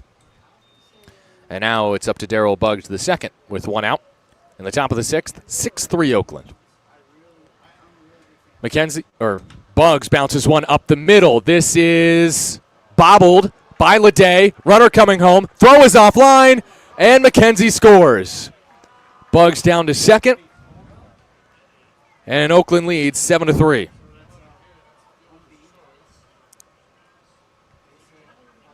Buggs drives in the run. And he'll advance to second on the throw home. There, I believe, is an error on that play by Leday on the throw. Yeah. It's a single up the middle for Buggs. And then the only decision, as Billy Horton's going to make a move to the pen, we can talk about this in a second, would be would the run score anyways, or and the error would be automatically, I believe, the Buggs advancing to second on the E6. So it's either an E6 that also allows the run to score. It's the same E6, or it is an error that advances Buggs to second base. Let's go to a break as there's a new pitcher for the High Wheelers. It is Logan Snow coming on, number 28 for the High Wheelers. We'll tell you about him when you return. It's 7-3 Oakland after Buggs drives home the 7th run for the Ballers here in the top of the 6th with 1 out.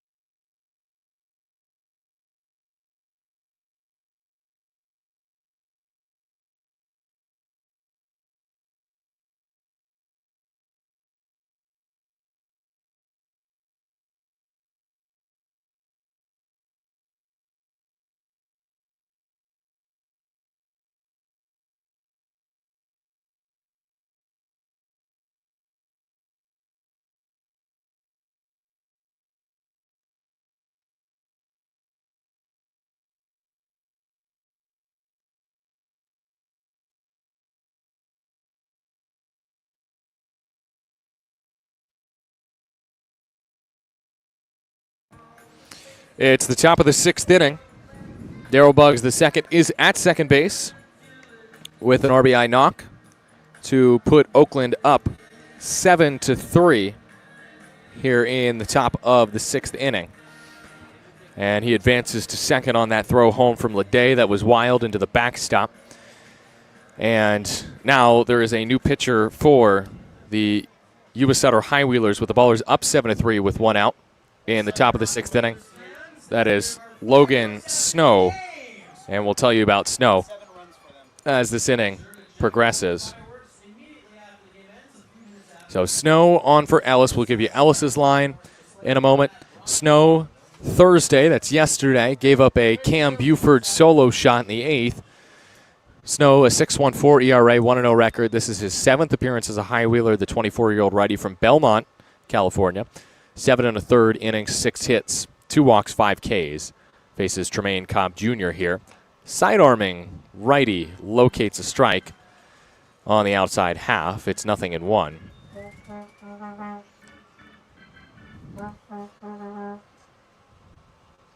Oh, 1. Buggs at second. Cobb takes outside. Frisbee-like slider. It's 1-1. Logan Snow pitching on back-to-back nights. Scott Ellis goes 5 1/3. A season high in innings. Buggs dancing at second. Pitch outside to Cobb, 2-1. It's 5 1/3 for Ellis.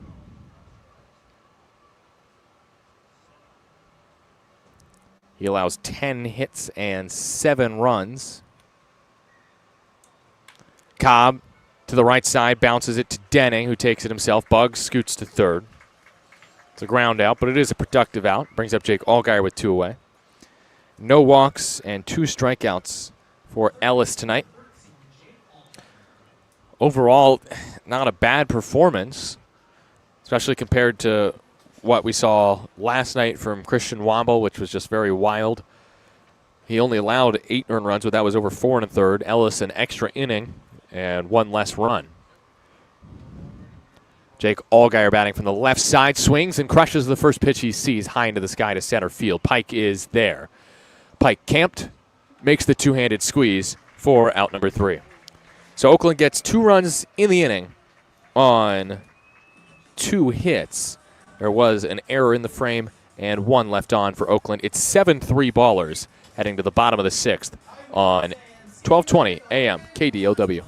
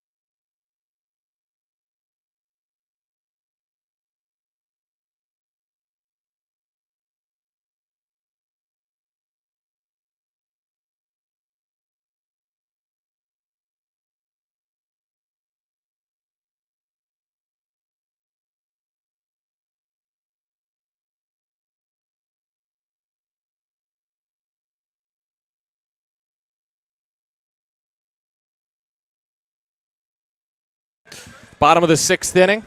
Gio Brusso will lead off this bottom of the 6th inning. It's a 7-3 Oakland lead. There is a new catcher for Oakland. Tyler Lozano has been thrown out of the game, and Dylan Tatum is his replacement. I now know why Aaron Miles was hot and arguing with Alan Walker. It was not questioning whether or not necessarily that ball was caught or not out in left center. It was defending his player, Tyler Lozano, who has been ejected from the ballgame, forcing Dylan Tatum into action on his night off. So, Ballers up 7-3 in the bottom of the 6th inning. 2 runs for Oakland in the top of this inning with RBI, a sac fly by Lozano, and then an RBI single from Buggs up the middle. Here is Gio Brusa First pitch this time he takes for a ball 1. Last time on the first pitch from St. Pierre, he homered on the first pitch St. Pierre threw tonight. 1-0 from Zach. Brusa takes low. The changeup misses. It's 2-0.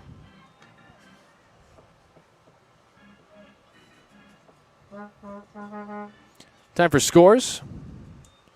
Brusa takes outside, ball 3. Scores around the Pioneer League tonight. Oof, Billings is hot. And they're a team to watch as Brusa takes a strike outside corner 3-1.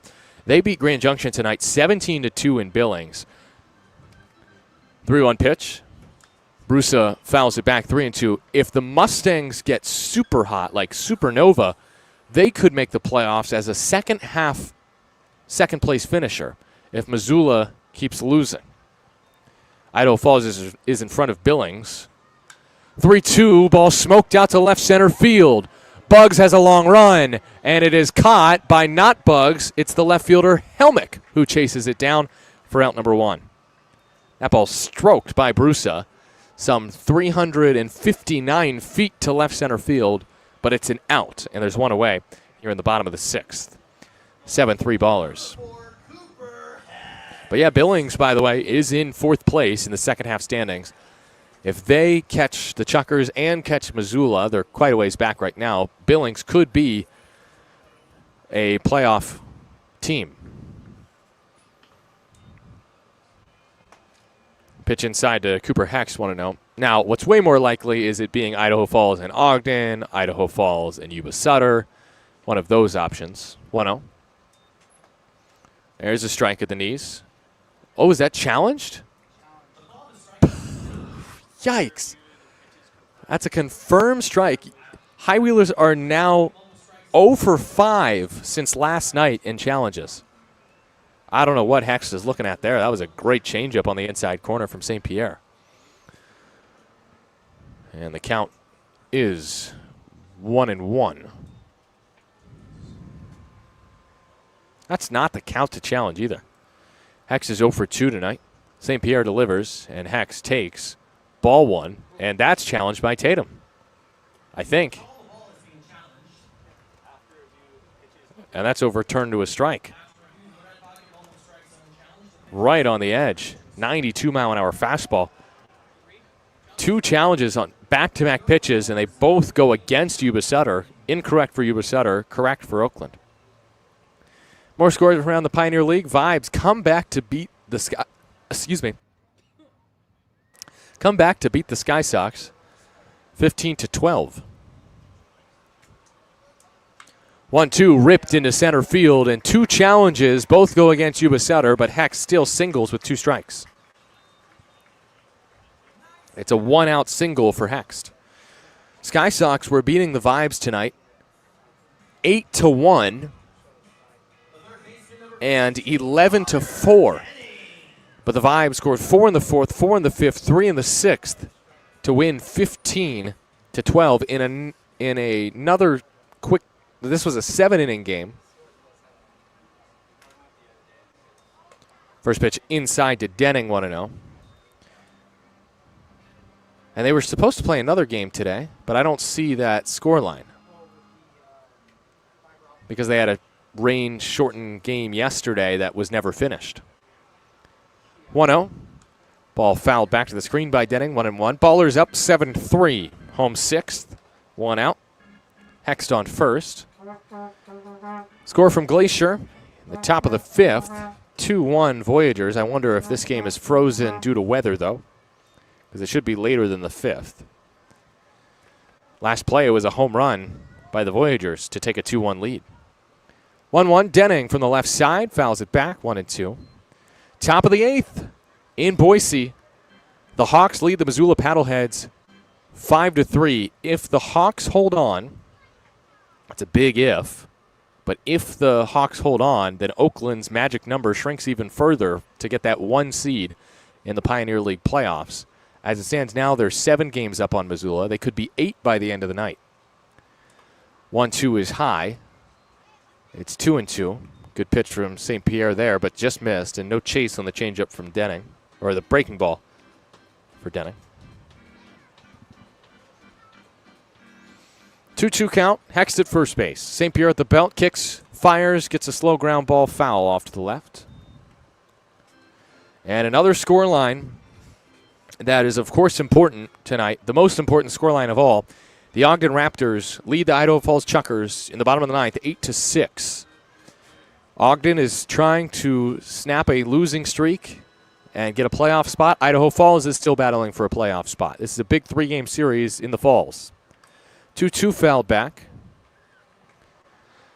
So in the games that don't matter, we have a lot of high scores, and then lower scores in the games that do matter tonight.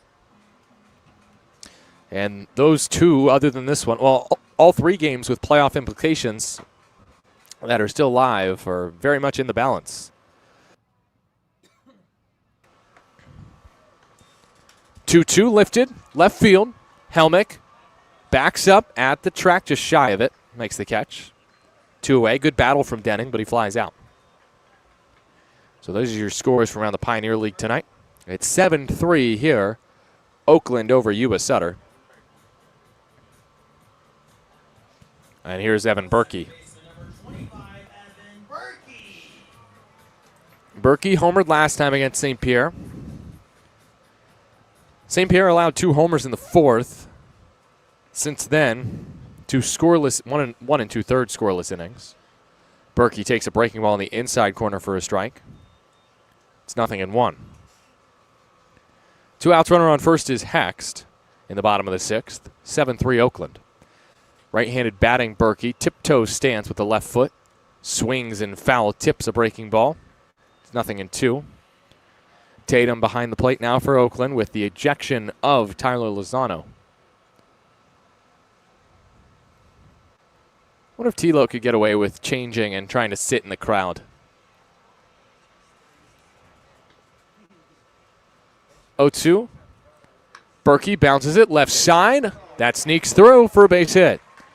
Hex stops at second base. Berkey has a 2-hit game.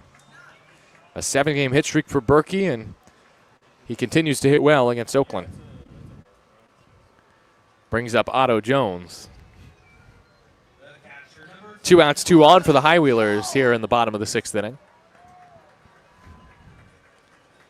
Jones with a single and a strikeout in this ball game.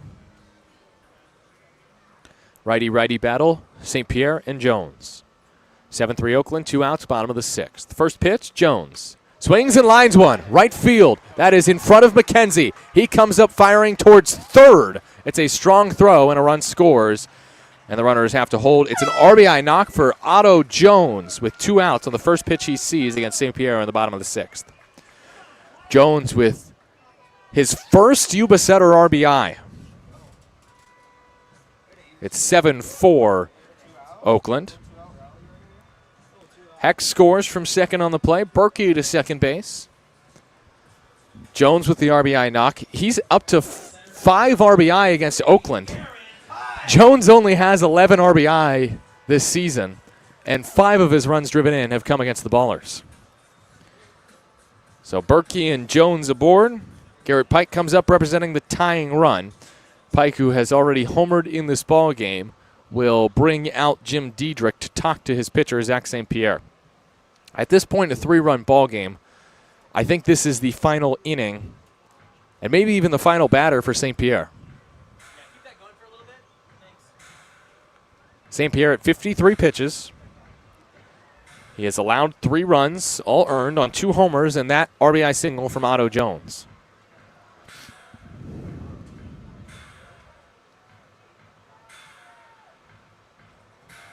Garrett Pike 1 for 3 in the game with a home run. And that is it for Zach St. Pierre. Jim Diedrich takes the ball from the righty. It's Chewy time here in Marysville. Pike will face a righty in Connor Richardson here in the bottom of the 6th inning with 2 aboard, but the tying run at the plate for the High Wheelers and 2 outs in the bottom of the 6th inning at 7-4 Oakland on AM 1220 KDOW.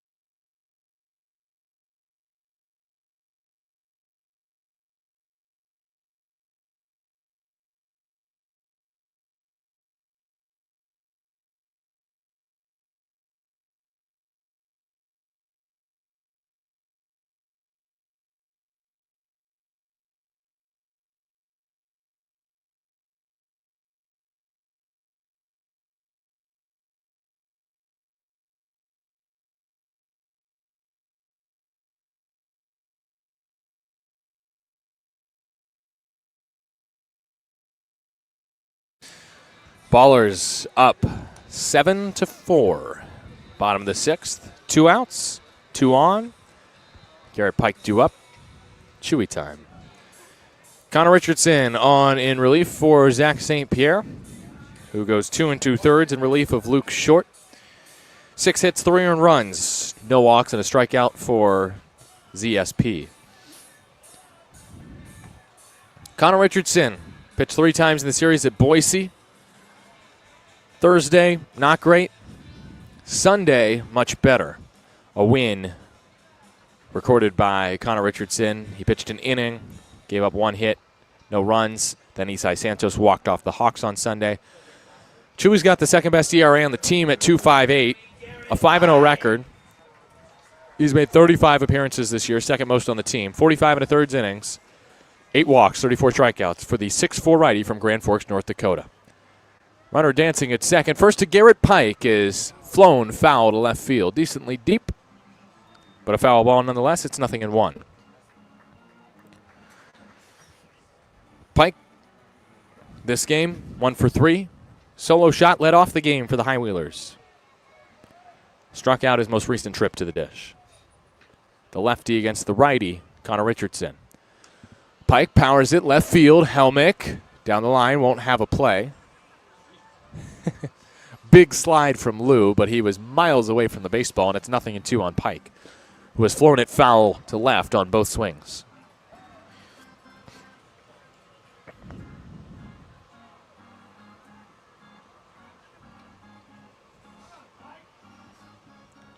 Chewy has not pitched since Sunday. Runners are Berkey and Jones with 2 outs in the bottom of the 6th. 7-4 ballers. 0-2 to Pike from Connor Richardson.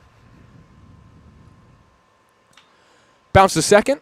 Harris on 3 hops, collects, throws, and got him by a couple steps for out number 3. Chewy comes in and gets his man. 1 run in the inning on 3 hits for the High Wheelers as they leave 2, and Pike, the tying run, grounds out to end the frame. Let's go to the 7th. It's 7-4 Oakland over Yuba Sutter on 1220 AM KDOW.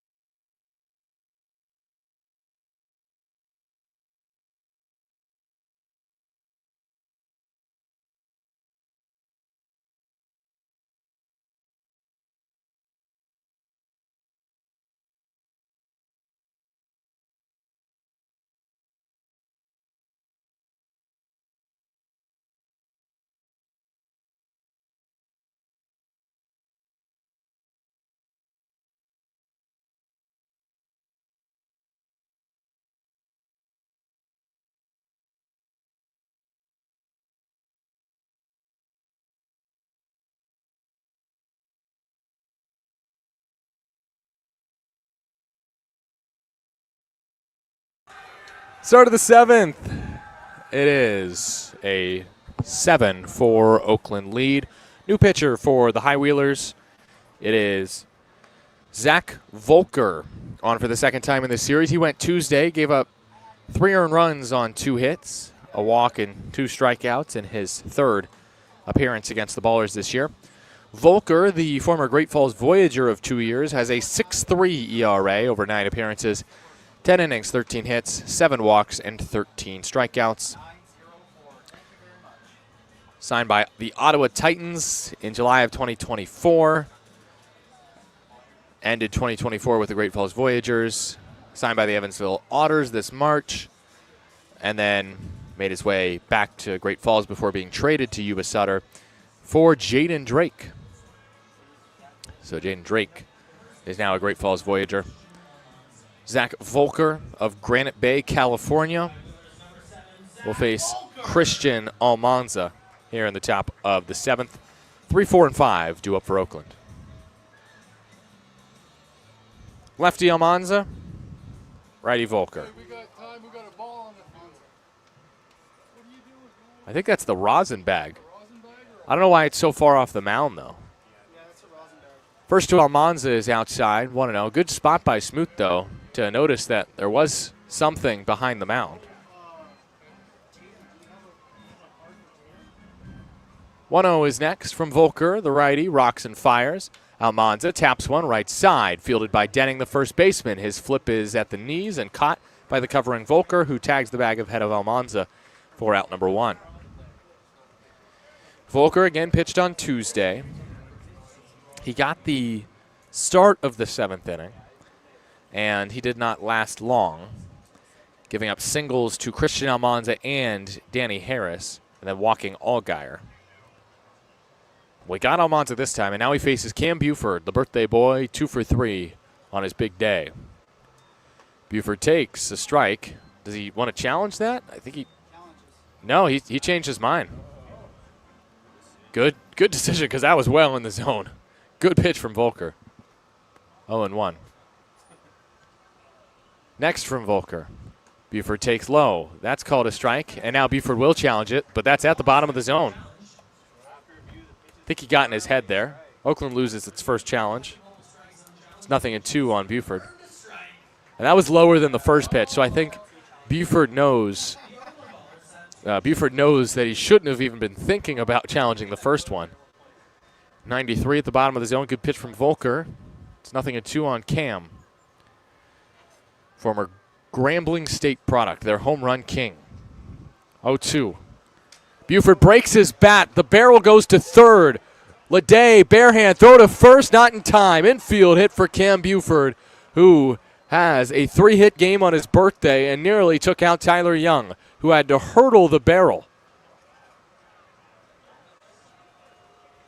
Speed kills, and that was only 41 off the bat. There was no chance for Leday to get Buford.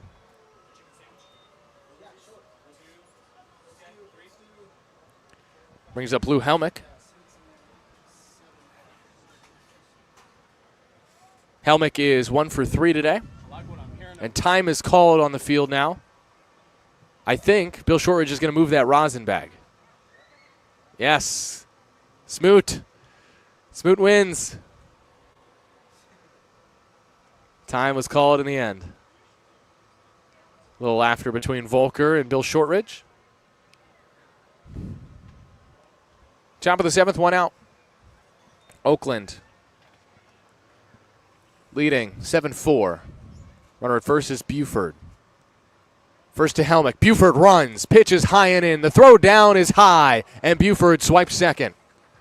Cam Buford, 3 hits, plus a stolen base on his birthday. That's number 25 on the year. So he's in scoring position for Lou Helmick with 1 away. 1-0 on Helmick, I think. Helmick 1 for 3 in the game with a single and 2 flyouts to left. The food truck's bringing up a chicken sandwich for everyone. 1-0 toss from Volker.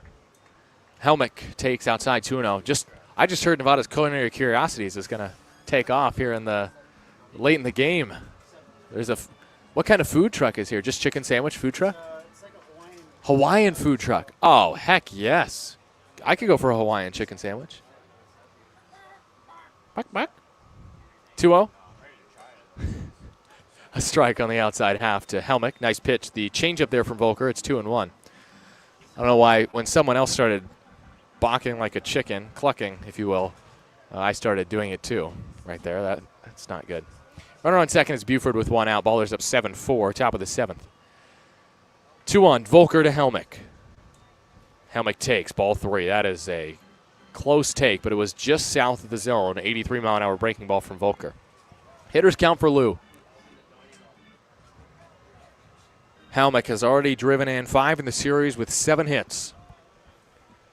The tall lefty from Paderborn, Germany, 6'5", stands in from the left side. The 3-1 pitch. Helmick high to right field and shallow. Berkey out, and in is Orsak to make the two-handed squeeze. 2 down. Helmick just got under that one. Got a changeup that was elevated, but because it was the changeup, he was not able to do damage with it. And now it's Daniel Harris IV, who did hit safely against Volker on Tuesday. Harris has reached in every plate appearance today. Error, single, double. And he's 2 for 3. His third straight multi-hit game, all against Yuba Sutter. He's driven in 14 against the High Wheelers this year, and the first pitch to Danny will have to wait as Volker steps off. And he's talking to the umpire, Bill Shortridge, maybe? I don't know. It looked like a discussion was briefly had. Harris smoked a double, hustle double to right center last time, 108 off the bat. Buford the runner at second. First pitch low and in for a ball, 1-0. Harris has driven in 66 this year. He's among the top 5 on the team in RBI. 26-year-old from just outside of Atlanta, Stone Mountain.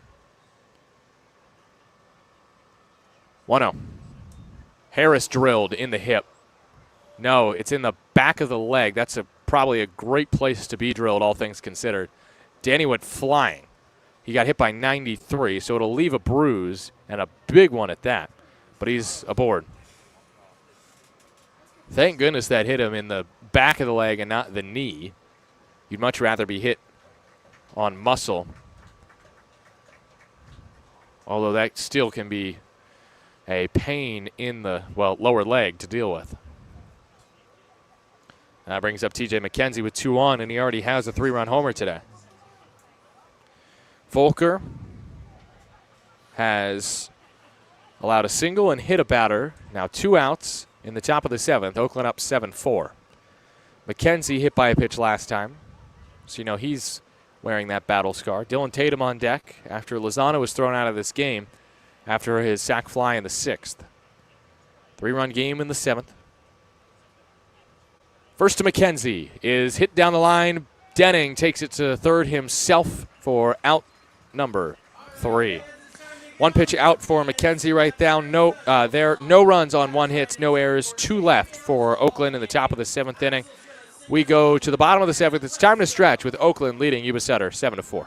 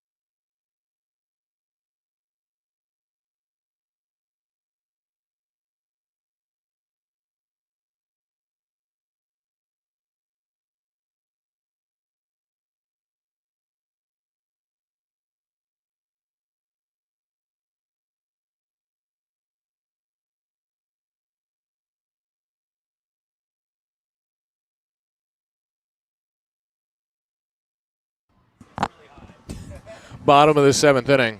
Connor Richardson still on the hill. Chewy going in this bottom of the 7th inning. 7-4. Oakland leads the Yuba Sutter High Wheelers. I'm Nevada Colin, Chris Dorr back in our 1220 studios on this Friday night. Thanks for tuning in.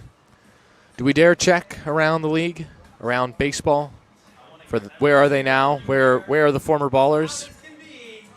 Well, how about a former High Wheeler tonight in a 7-inning game going 6 innings for the Lexington Legends, Carson Lambert's team, but his team lost despite 6 innings of 1-run ball from Ben Ferrer. The Southern Maryland Blue Crabs won 2-1. And was it because of Brett Barrera? You bet. Brett Barrera with a double in the game. And let's see, was it a walk-off maybe? Oh my gosh. Brett Barrera walk-off walk tonight for the Southern Maryland Blue Crabs. That's awesome. Former baller. River Orsak will lead off here in the bottom of the 7th. It's a 4-7 Oakland lead. Orsak's 0 for 3 in the ball game.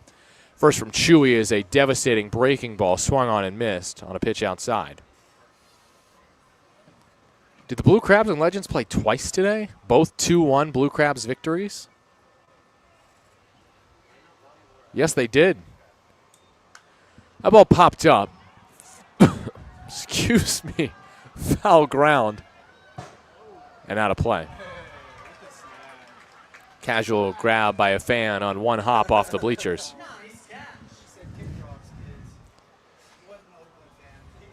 Hey, the High Wheelers fan over here gave the kid the ball. Yeah, High Wheelers give the ball away. 7-4, Oakland leads. Here in the bottom of the 7th inning, 0-2 on Orsak. Chewy set at the chest. He lifts the leg and fires outside with the breaking ball, 1-2. I think that's all for the where are they now tonight. I don't think there's any other former ballers that did anything notable. Psych! Oh, wait. Orsak ground ball towards short. Cobb fields on a nice hop for him for out number 1. Throws it across to Almanza for the first out. That took a generous hop for Cobb for the first out at the bottom of the 7th. Well, Danny Kerwin pitched tonight. He was touched up for 2 homers and 4 earned runs over 2 innings. But Kerwin's Greenville drive still won 8-5 in 10 innings, even though Kerwin was ineffective in relief. His team pulled out the victory. So that's good. No harm, no foul. Bobby Leday takes a first pitch breaking ball that's actually a strike, called a ball because Tatum could not handle it. Want to know. It was high and in, but it was a strike according to TrackMan. Nothing in 2, or 0 for 2 tonight is Leday with a walk. Closed stance right-handed batter, rocking the New Balance cleats. Nearly hit by 90 high and tight, 2-0. Leday on a 4-game hit streak with 5 homers in that span. 2 on Sunday at Glacier, 2 in this series. 3 in this series. 2-0. Foul ball behind home.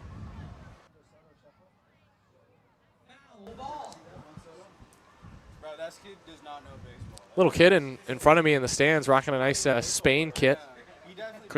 Portugal kit. Sorry, that's Cristiano Ronaldo. CR7 on the back of his jersey. 2-1. Leday hacking a miss on the Chewy breaking ball.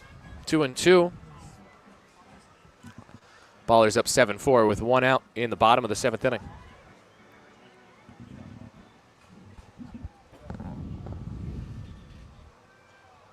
Two-two toss. Leday takes. Ball 3 low. Good hold from Bobby. It did not miss by much. High Wheelers need a spark, and Leday could certainly provide one. 4 hits in the series, 3 of them home runs. Payoff pitch, and Leday socks it to left field. Over Druick, over the wall. Bobby Leday does it again.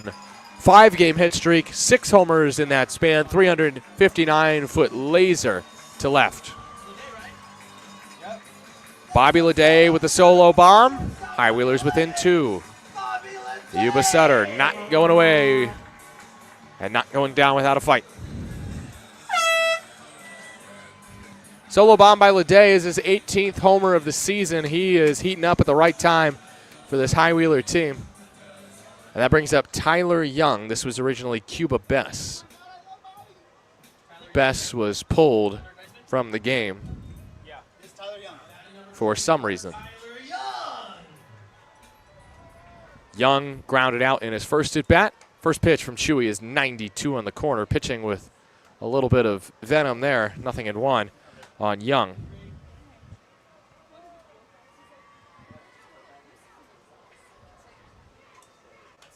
That ball fouled back. It's 0-2. 7-5 Oakland. Bottom of the 5th. Yeah, Yuba Sutter's 5 runs today have come on 4 solo bombs and an RBI single as Young hits it out of play. Still 0-2. I think they were holding up a kid and just bouncing him Oakland scored the first 5 of their runs on homers. And Yuba Sutter has now out-homered Oakland in the game 4-2.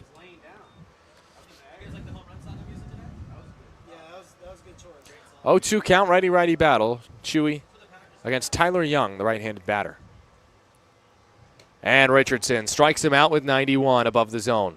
First K for Chewy, bounces back after the home run. Chewy's given up a few bombs this year. That is true. That's his 7th allowed, but still just 14 earned runs allowed for Richardson through 46-plus innings. Gio Brusa, first pitch swinging, pops it up out of play, left side. Got a nice contingent of Ballers fans in the crowd tonight. Casey Pratt and the family, Laura Geist. I think I saw Anthony Alejandrez. Actually, I don't think I saw Anthony. Jorge Leon is here tonight. It's 0-1 on Gio Brusa. Next to him is bounce foul of first, 0-2. It's a 7-5 Oakland lead here in the bottom of the 7th inning. Solo shot by Bobby Leday to bring Yuba Sutter within 2. 4 different players have homered in the game. Gio Brusa was one of them. 4th inning solo bomb against St. Pierre. On the first pitch, St. Pierre threw. 0-2. Brusa takes ball 1. 85-mile-an-hour changeup buried by Richardson. The home run by Leday, the first run allowed by Chewy this year against Yuba Sutter in 5 appearances. 1-2. Brusa takes high at 91.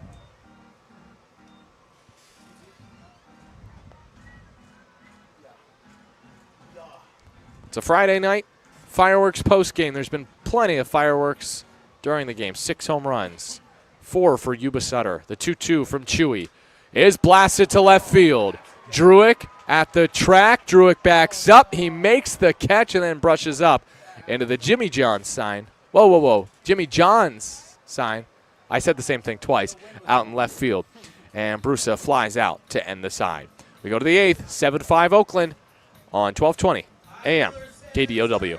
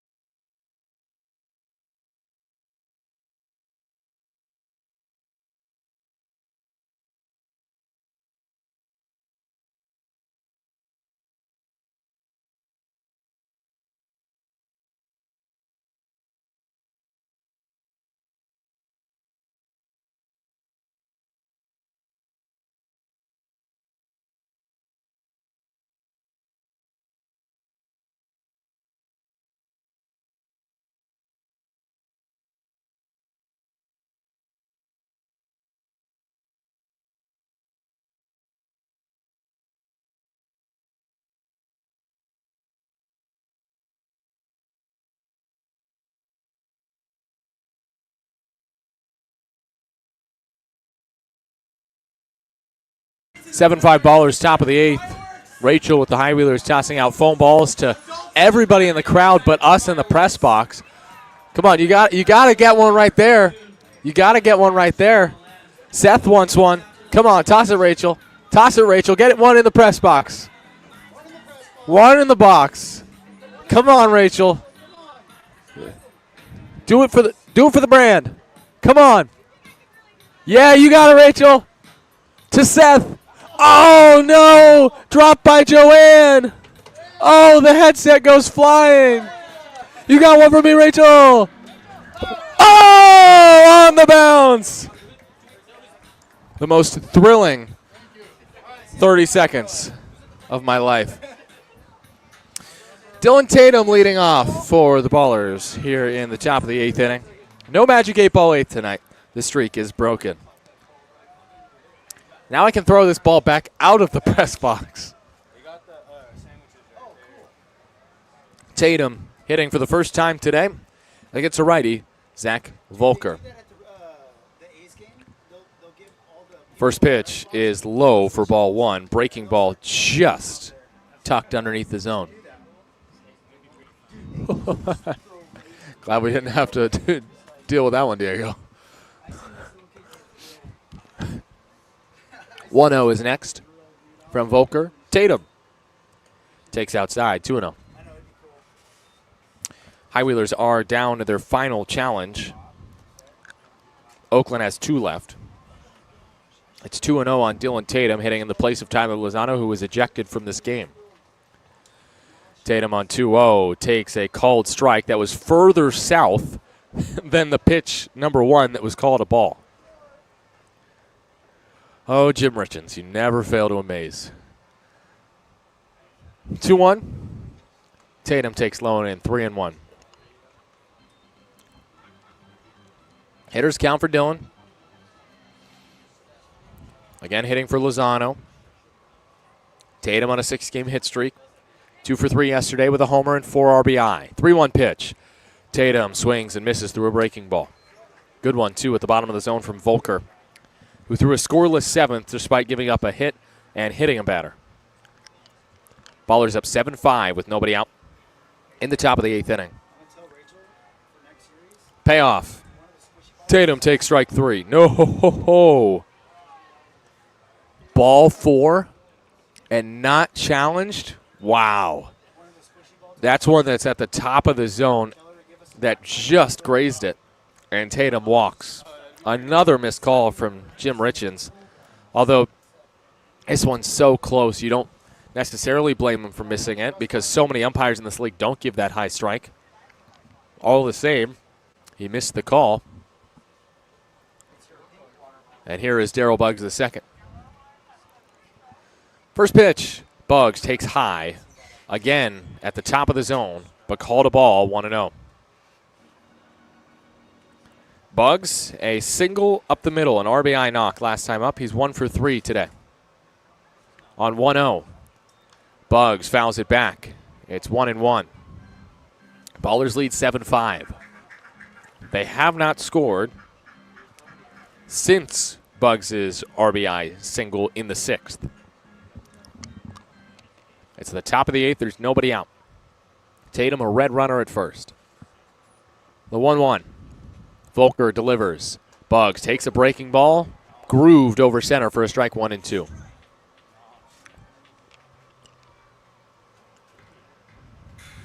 Buggs just a .261 hitter. Has driven in 28. Tatum the runner at first. 1-2, Volker at the belt. His pitch is high and tight at 92, nearly brushing up against the jersey of Buggs.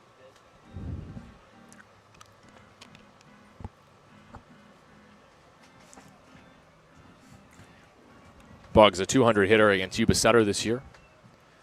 Not been great against the High Wheelers. On 2-2, Volker delivers. Outside, strike 3 call. Buggs knew it. 94. Excellent pitch from Volker for out number 1. That yields Tremaine Cobb Jr. 1 out. Top of the 8th inning. 7-5 Ballers over the High Wheelers. Game 4 of the 6-game set. Cobb 1 for 4 today. First pitch to Trey from Volker. Cobb takes 93 on the inside corner, called a ball. I don't know why Jim Richens has decided to squeeze Zach Volker all of a sudden. That's a perfect pitch. But Yuba Sutter knows not to waste that last challenge. 1-0. Oh, no more challenges? Pitch is a wild pitch. One more? Yeah, okay.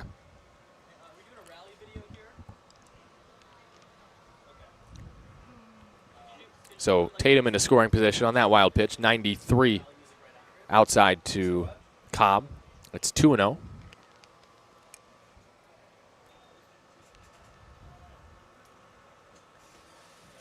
Cobb, I mentioned 1 for 4 in the game. He's driven in 3 in the series.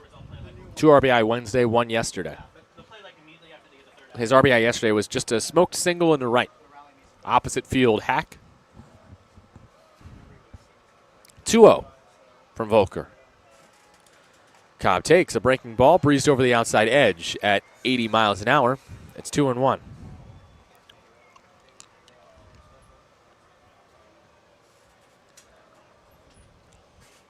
Volker set at the belt. The righty delivers. Cobb takes a breaking ball high at 80 miles an hour. And again, it's a missed call at the top of the zone.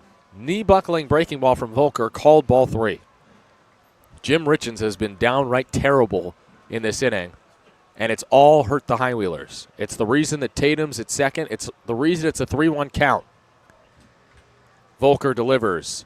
Cobb hits it to the right side. This should be out number 2. Throw from Berkey's in time, and Tatum goes to third. 2 outs, runner at third for Oakland. Jake Allgaier next. Yeah, Tyler Young's at third. Connor's at first. Checking again around the Pioneer League here in the top of the 8th with Oakland up 7-5. 2 outs. Runner at third, Tatum for Allgaier, who has a homer today. The Boise Hawks have defeated the Missoula Paddleheads in Boise 6-4. Allgaier takes ball 1, question mark. Yep, that's just low. 1-0. And the Ogden Raptors hold on against the Idaho Falls Chuckers and win 8-7. The save goes to Nick Cardinal, his 12th. Allgaier swings through the fastball on 1-0. 94 down the middle. So the Ballers, as it stands now, 7.5 ahead of Missoula in the overall standings.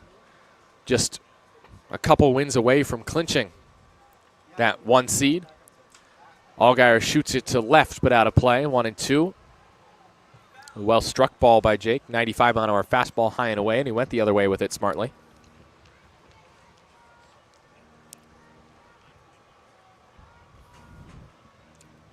Two-run homer in the third for Allgaier, ripped to right. Down in the count against Volker, 1-2. The righty working from the windup. Rocks, fires. Allgaier watches ball 2, and Jones did a great job to save that from being a run.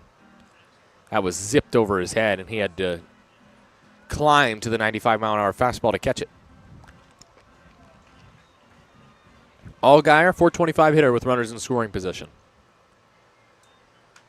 Lofts the 2-2 pitch into left. Hex is there, just beside the line. Makes the catch in fair territory for out number 3. No runs, no hits, no errors, 1 left as Tatum's left at third. Here in the top of the 8th inning, we go to the bottom of the 8th. It's 7-5 Oakland over Yuba Sutter on 860 AM or 1220 AM KDOW.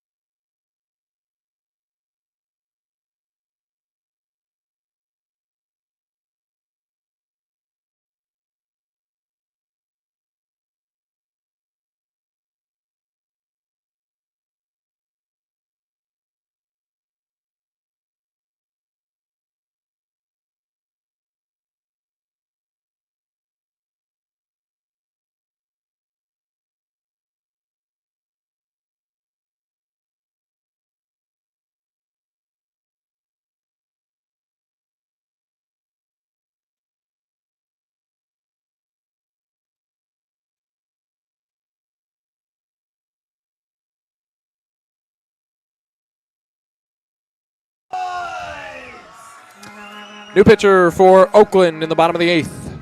James Collier on for Oakland. Collier looking to provide the Ballers with a scoreless bottom of the 8th to set the table for Sully in the 9th. Hex, Denning, Berkey, 6, 7, 8, due up against Collier. Chewy goes an inning and a third, gives up 1 hit on a home run, does not walk a batter and strikes out 1. Collier now part of the Killer C's. It's Chewy, it's Collier, and it's Connor Sullivan. After Carson Lambert was traded to the Lexington Legends of the Atlantic League. 32. Oh, Are we checking on someone for the High Wheelers? Hext. It's Hext.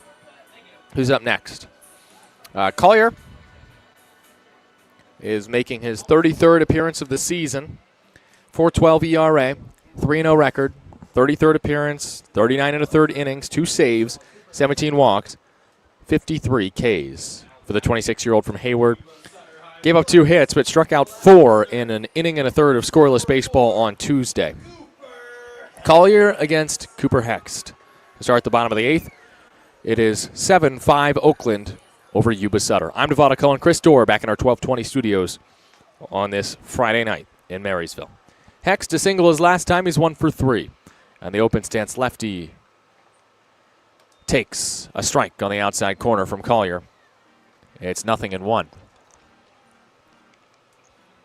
Collier threw the fastball there at 90. James has been very good against Yuba Sutter this year. His 0-1 pitch to Hext. Bat on the left shoulder of Hext. He takes ball 1 low at 90 miles an hour. Fastball again from Collier. And another missed call. So at least it's going both ways. Collier, 5 appearances against the High Wheelers, 7 and a third innings, 9 hits, 3 runs, 2 earned, and 11 Ks. 1-1.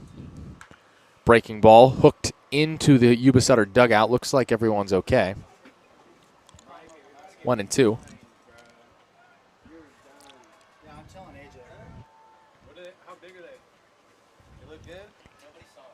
Hext, left-handed batter against Collier, right-handed pitcher in a 2-run game to start the bottom of the 8th. High Wheelers down to their final 6 outs on this Friday night.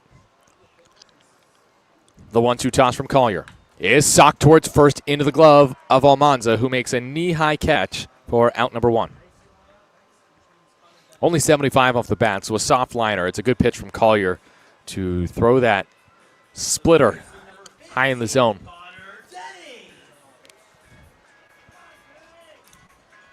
Connor Denning is next. He's 1 for 3 in the game.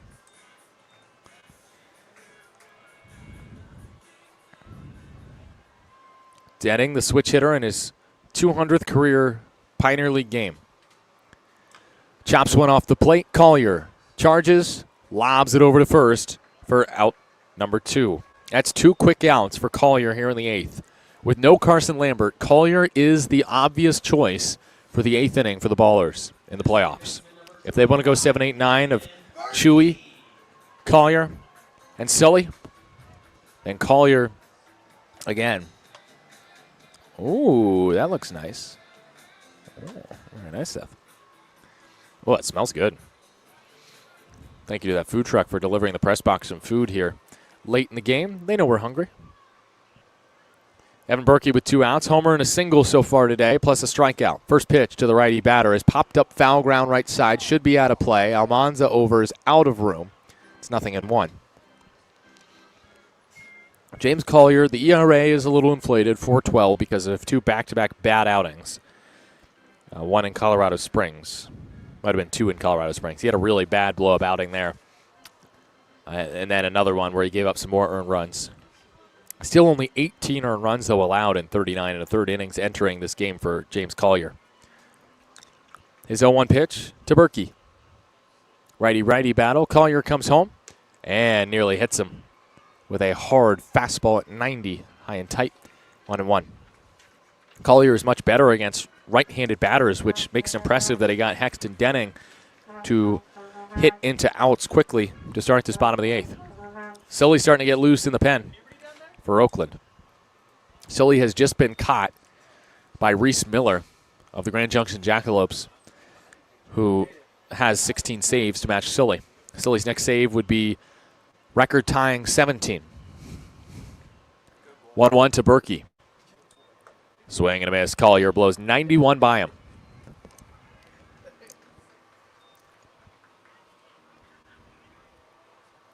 One and 2 count.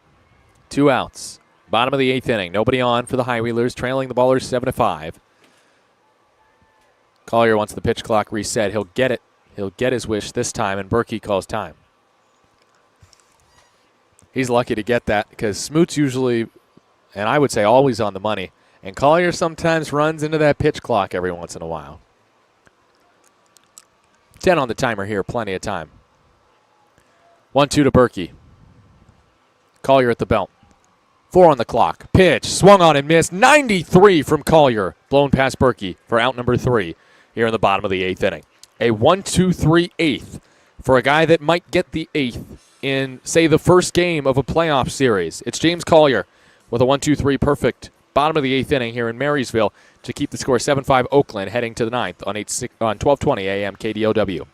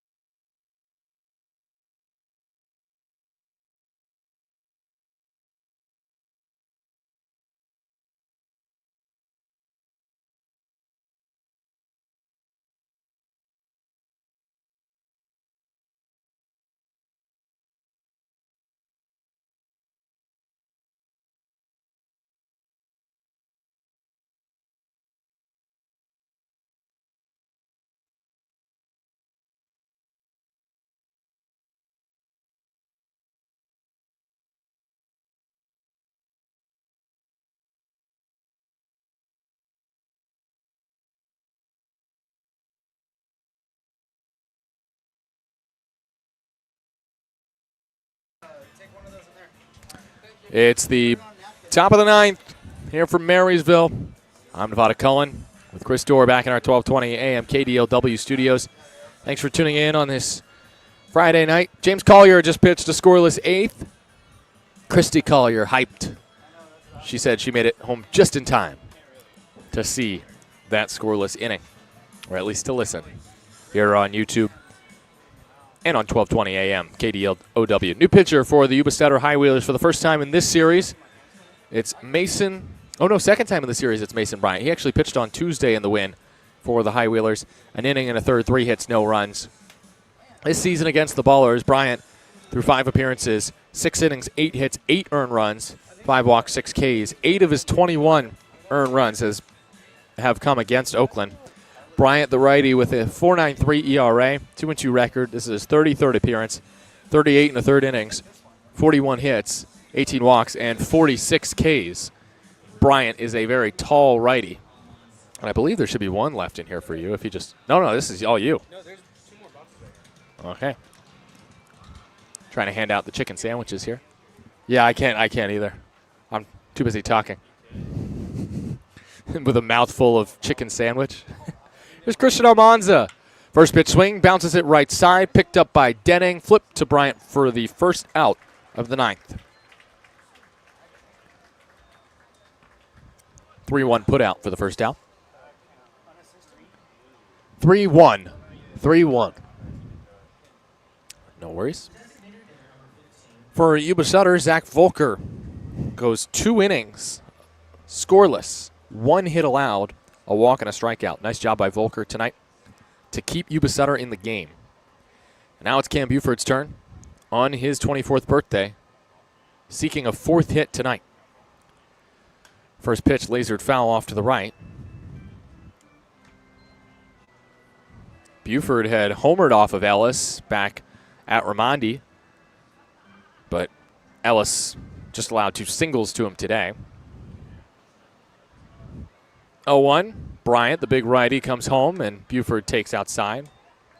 1-1.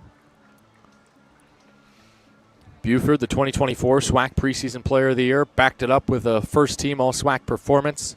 Led the Grambling State Tigers to the SWAC tournament title and a tournament berth in the NCAA tournament. Went to the Bryan College Station Regional. 1-1, broken back, ground ball to short. Leday has it, comes up throwing, and gets Buford by 6, 7, maybe 8 steps. As Buford was not running hard on that one, nor did he need to. There was no chance to beat it out. 2 outs in the top of the 9th. Nobody on for Lou Helmick. No, Davis Druick. Thank you, Tarek. Davis Druick, who had entered this game defensively for Helmick.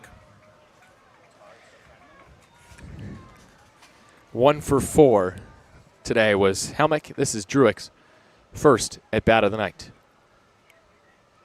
First pitch from Bryant. And Druick takes a breaking ball in for a strike. 0-1. Druick, 3 for 14 in the series with 4 RBI and a homer. Took an 0 for 5 yesterday. Saw a pretty long hit streak come to an end. Something like 7 games. 0-1. Druick fishes at the breaking ball. Looking ahead, bottom of the 9th. Connor Sullivan to face 9-1-2. As of now, that's Jones, Pike, and Orsiak. I'd be surprised if Jones hits with a lefty like Flores on the bench. 0-2. Bryant shakes off a sign, works from the windup, kicks, fires, got him swinging. 94. Druick strikes out and is loaned at bat of the night. And that's it for the Oakland offense tonight. They settle for 7 runs. They got half of what they got last night. 7 runs on 11 hits for Oakland, 5 runs on 10 hits, 2 errors for Yuba Sutter. We go to the bottom of the 9th. High Wheelers down to their final 3 outs. Connor Sullivan going for league-leading save number 17 here on 1220 AM KDLW.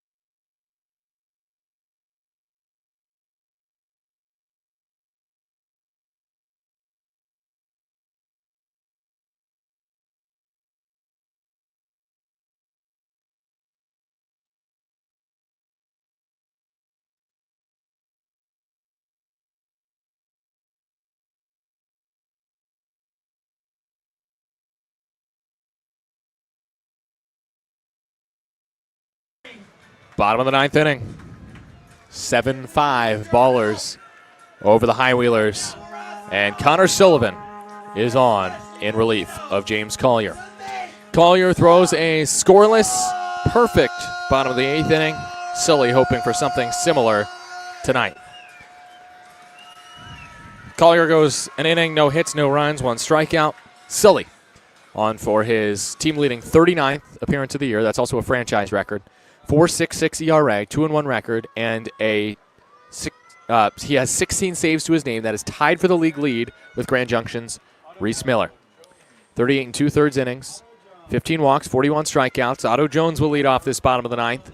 And if Sully wants his 17th save to tie the unaffiliated Pioneer League era record of 17 saves, he needs to close out this game right here, right now.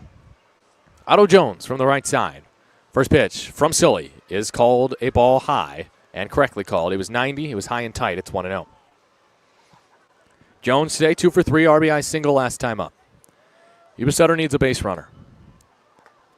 And Jones is halfway there, 2-0. 89 outside from Sully, who pitched last night for Oakland and pitched a hitless inning with a strikeout. His 2-0 toss on the way to Jones. That's outside for a strike, 2-1. Jones does not challenge. It was a correct call just on the corner. I saw a fan tapping his head saying, challenge that. Jones made the right call on 2-0. 2-1 from Sully. Jones takes strike 2. Is he going to challenge this one? No, he's not. That was an incorrect call by Jim Richens. Go figure. It's 2-2. That was the one to challenge, just off the plate. Jones calls time before 2-2 from Sully. Now, don't get me wrong. It's a good pitch from Sully. It's a pitcher's strike, but it's not a strike. It's just a hair off the plate at 92. Good to see that velocity out of the hand of Sully. And Jones digs back in from the right side. You got one right, Jim. Sully from the windup. Looks home, fires, got him. Swing and a miss. 89-mile-an-hour fastball placed perfectly on that same outside corner that Jones saw outside for what should have been called a ball, and he swings at a pitch just off the plate for the first out of the bottom of the 9th inning. 7-5 Ballers, 1 out. in the bottom of the ninth. Now back to the top of the lineup. And this is Garrett Pike, who was already homered in this game. That was all the way back in the first to lead off the game for Yuba Sutter. First pitch to the lefty is low, 1-0. Sullivan, ever so slightly better against left-handed hitters, but the real difference for him is when runners get on. He's .309 batting average against with runners on base, .167 without runners. And Pike fouls it back. It's 1-1. 90-mile-an-hour fastball from Sully at the top of the zone. Pike, 5 hits in the series, has driven in 2. Solo shot in the first. He's 1 for 4 today. Just his 15th game as a high wheeler. 1-1 toss. Sully from the windup. Gets a line drive, but it's past first. And down the line, ripped by Pike, who wants extra bases. McKenzie picks it up, fires it in, holds him to a double. And the tying run will come to the plate in the ninth for Yuba Sutter. Gotta love the approach there from Pike. Took a pitch that was well below the zone, the changeup from Sully, and stroked it down the line. Sully's got to be thinking, how did he hit that? Pike with his second extra base hit of the game, his 5th double as a high wheeler. And now it's River Orsak.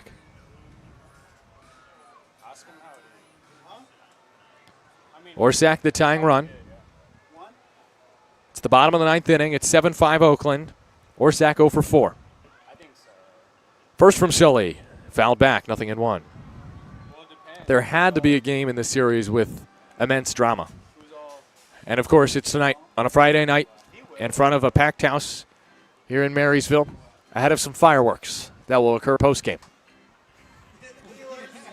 Ballers going for a 3rd straight win. Yuba Sutter trying to snap a 2-game losing streak and pick up a game on Idaho Falls in the playoff race. Orsak, again, 0 for 4 in the game, batting from the right side. Pike at second. Sully looks his way, comes home, grabs the outside corner with 81. Beautiful pitch that time from Sully, and it's 0-2. No thought to challenge that for River Orsak. He knew it was just barely in there. And Sully's way ahead. The command is on point tonight for Sullivan. Can he execute on 0-2 or even get Orsak to chase? Doesn't even look at second. Comes home, misses high and away. Challenge it. That's on the high outside corner. No challenge. 1-2. Both teams could have challenged successfully in this inning already. That did not catch the zone by much, according to TrackMan. I'll say that much. 1-2. Sully looks at second this time. Comes home, misses outside. It's 2-2.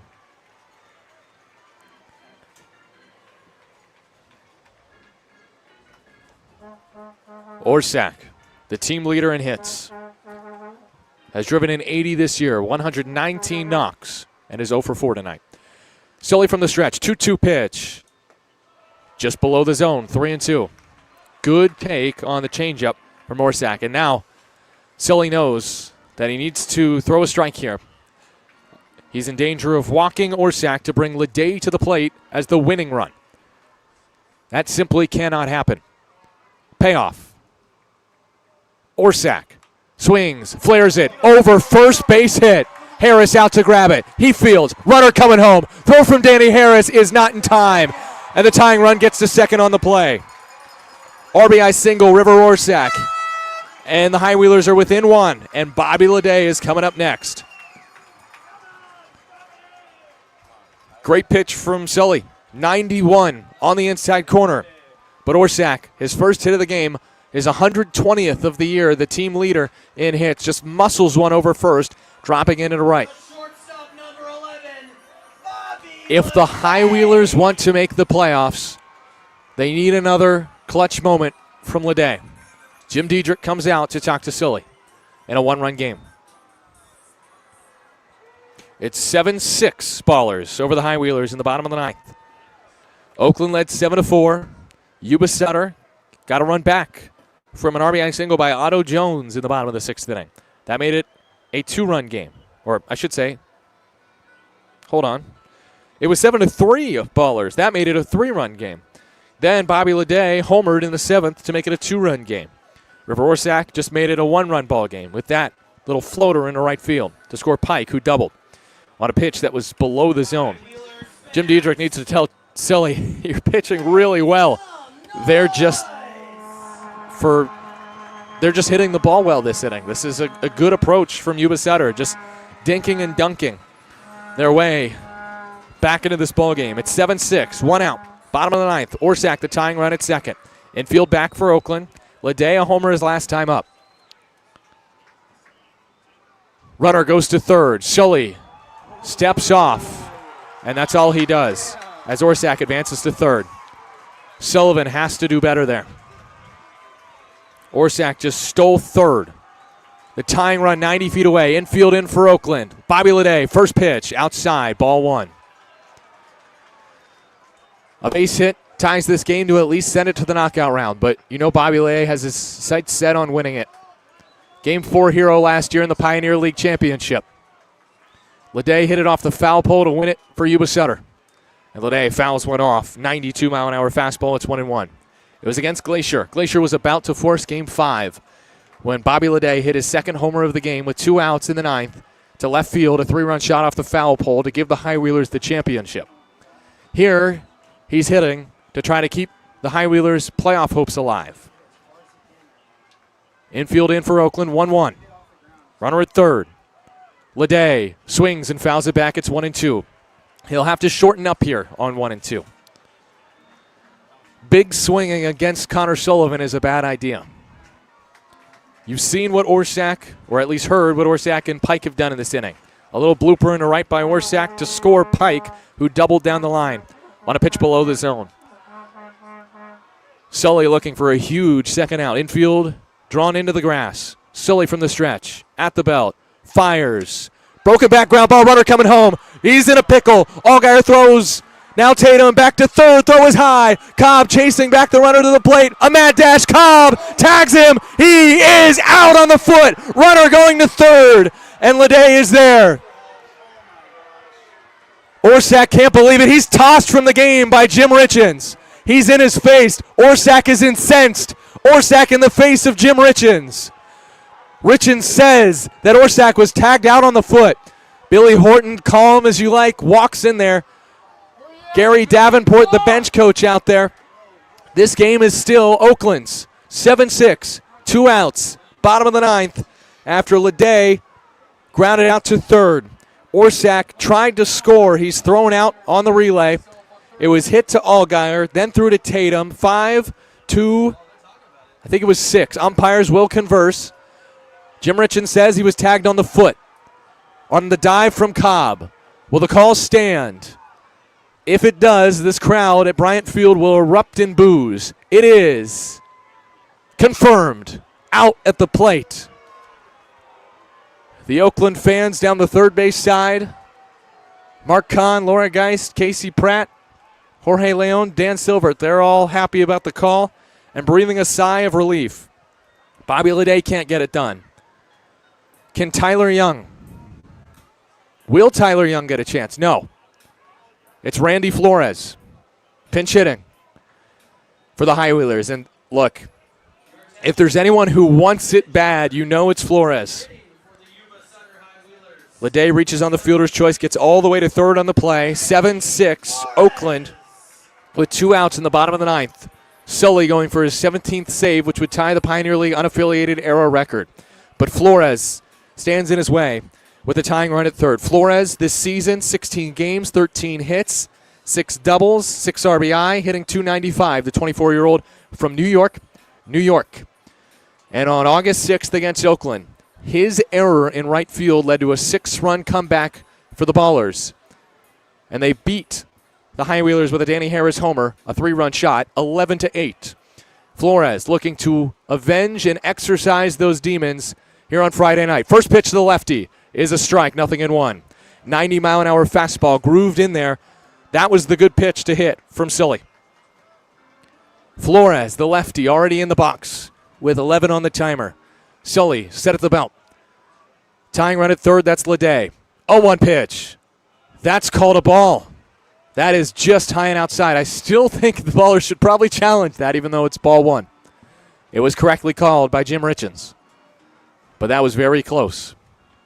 1-1 count. Sully, set, fires. Flores takes strike 2. He knew it.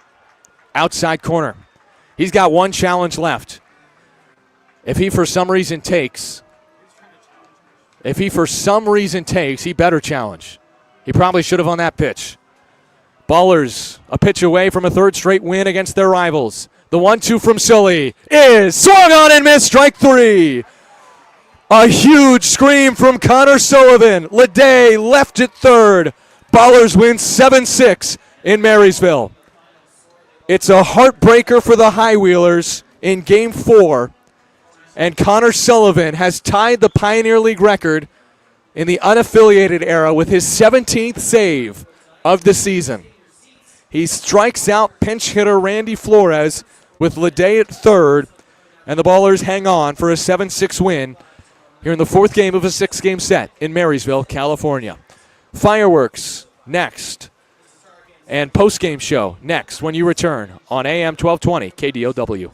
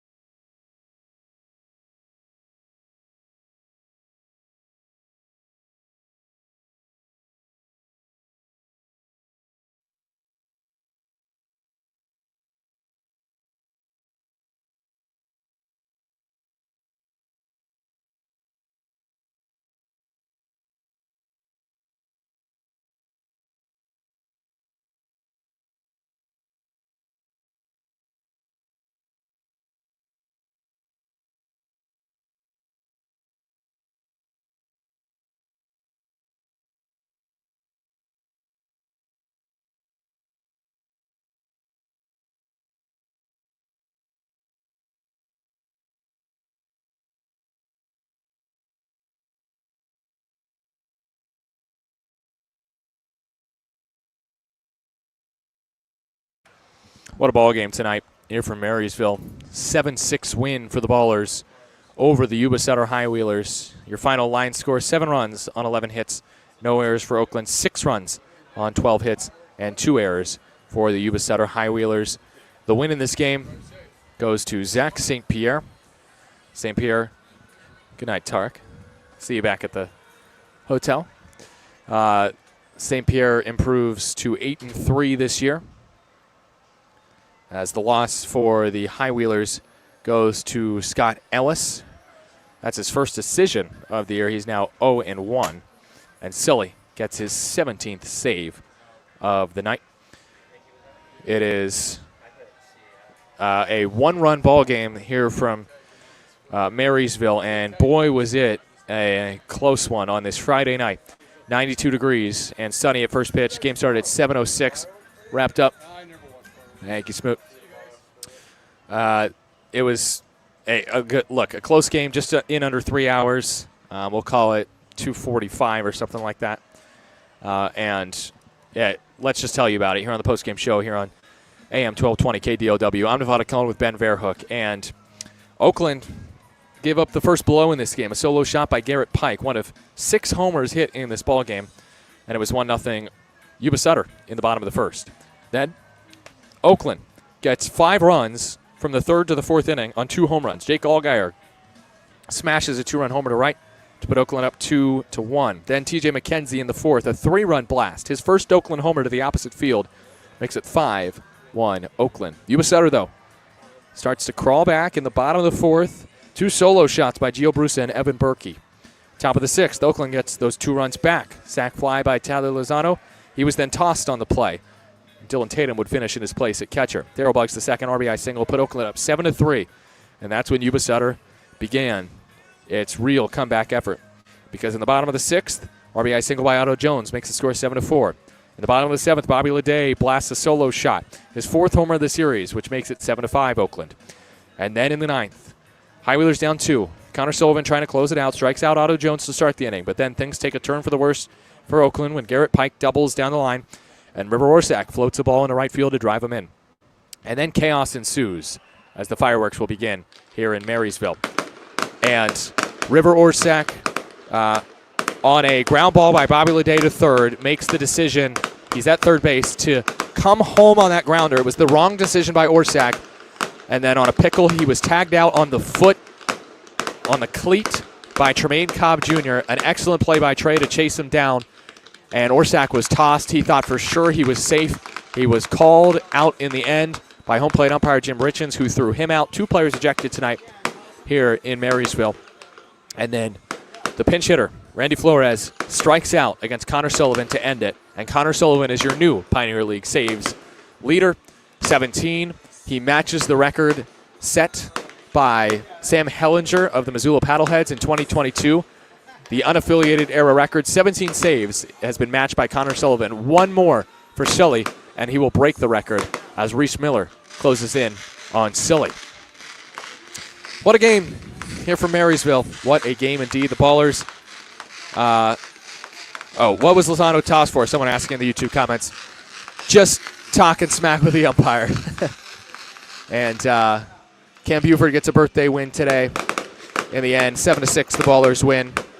I'm going to wrap this one up because their fireworks are going off, and I'm sure you can barely hear me. So that does it for today's broadcast here from Marysville, California. Our final score, Oakland 7, Yuba Sutter 6, a final in 9 innings. Big thanks to those who helped make the broadcast possible, including Ballers co-founders Paul Friedman and Brian Carmel, Ballers assistant general manager Tyler Peterson, Brandon Colthurst, and Chris Dorr back in our 860 AM The Answer studios. Also, big thanks to you, the listener. We'll have more baseball coming up. Our coverage of Saturday's Game 5 of the 6-game set will start at 7 p.m. pack time on 860 AM The Answer and on YouTube. We hope that you can join us again. Our final score, Oakland 7, Yuba Sutter 6. I'm Nevada Cullen saying so long, and thanks for listening to Oakland Baseball on 860 AM The Answer.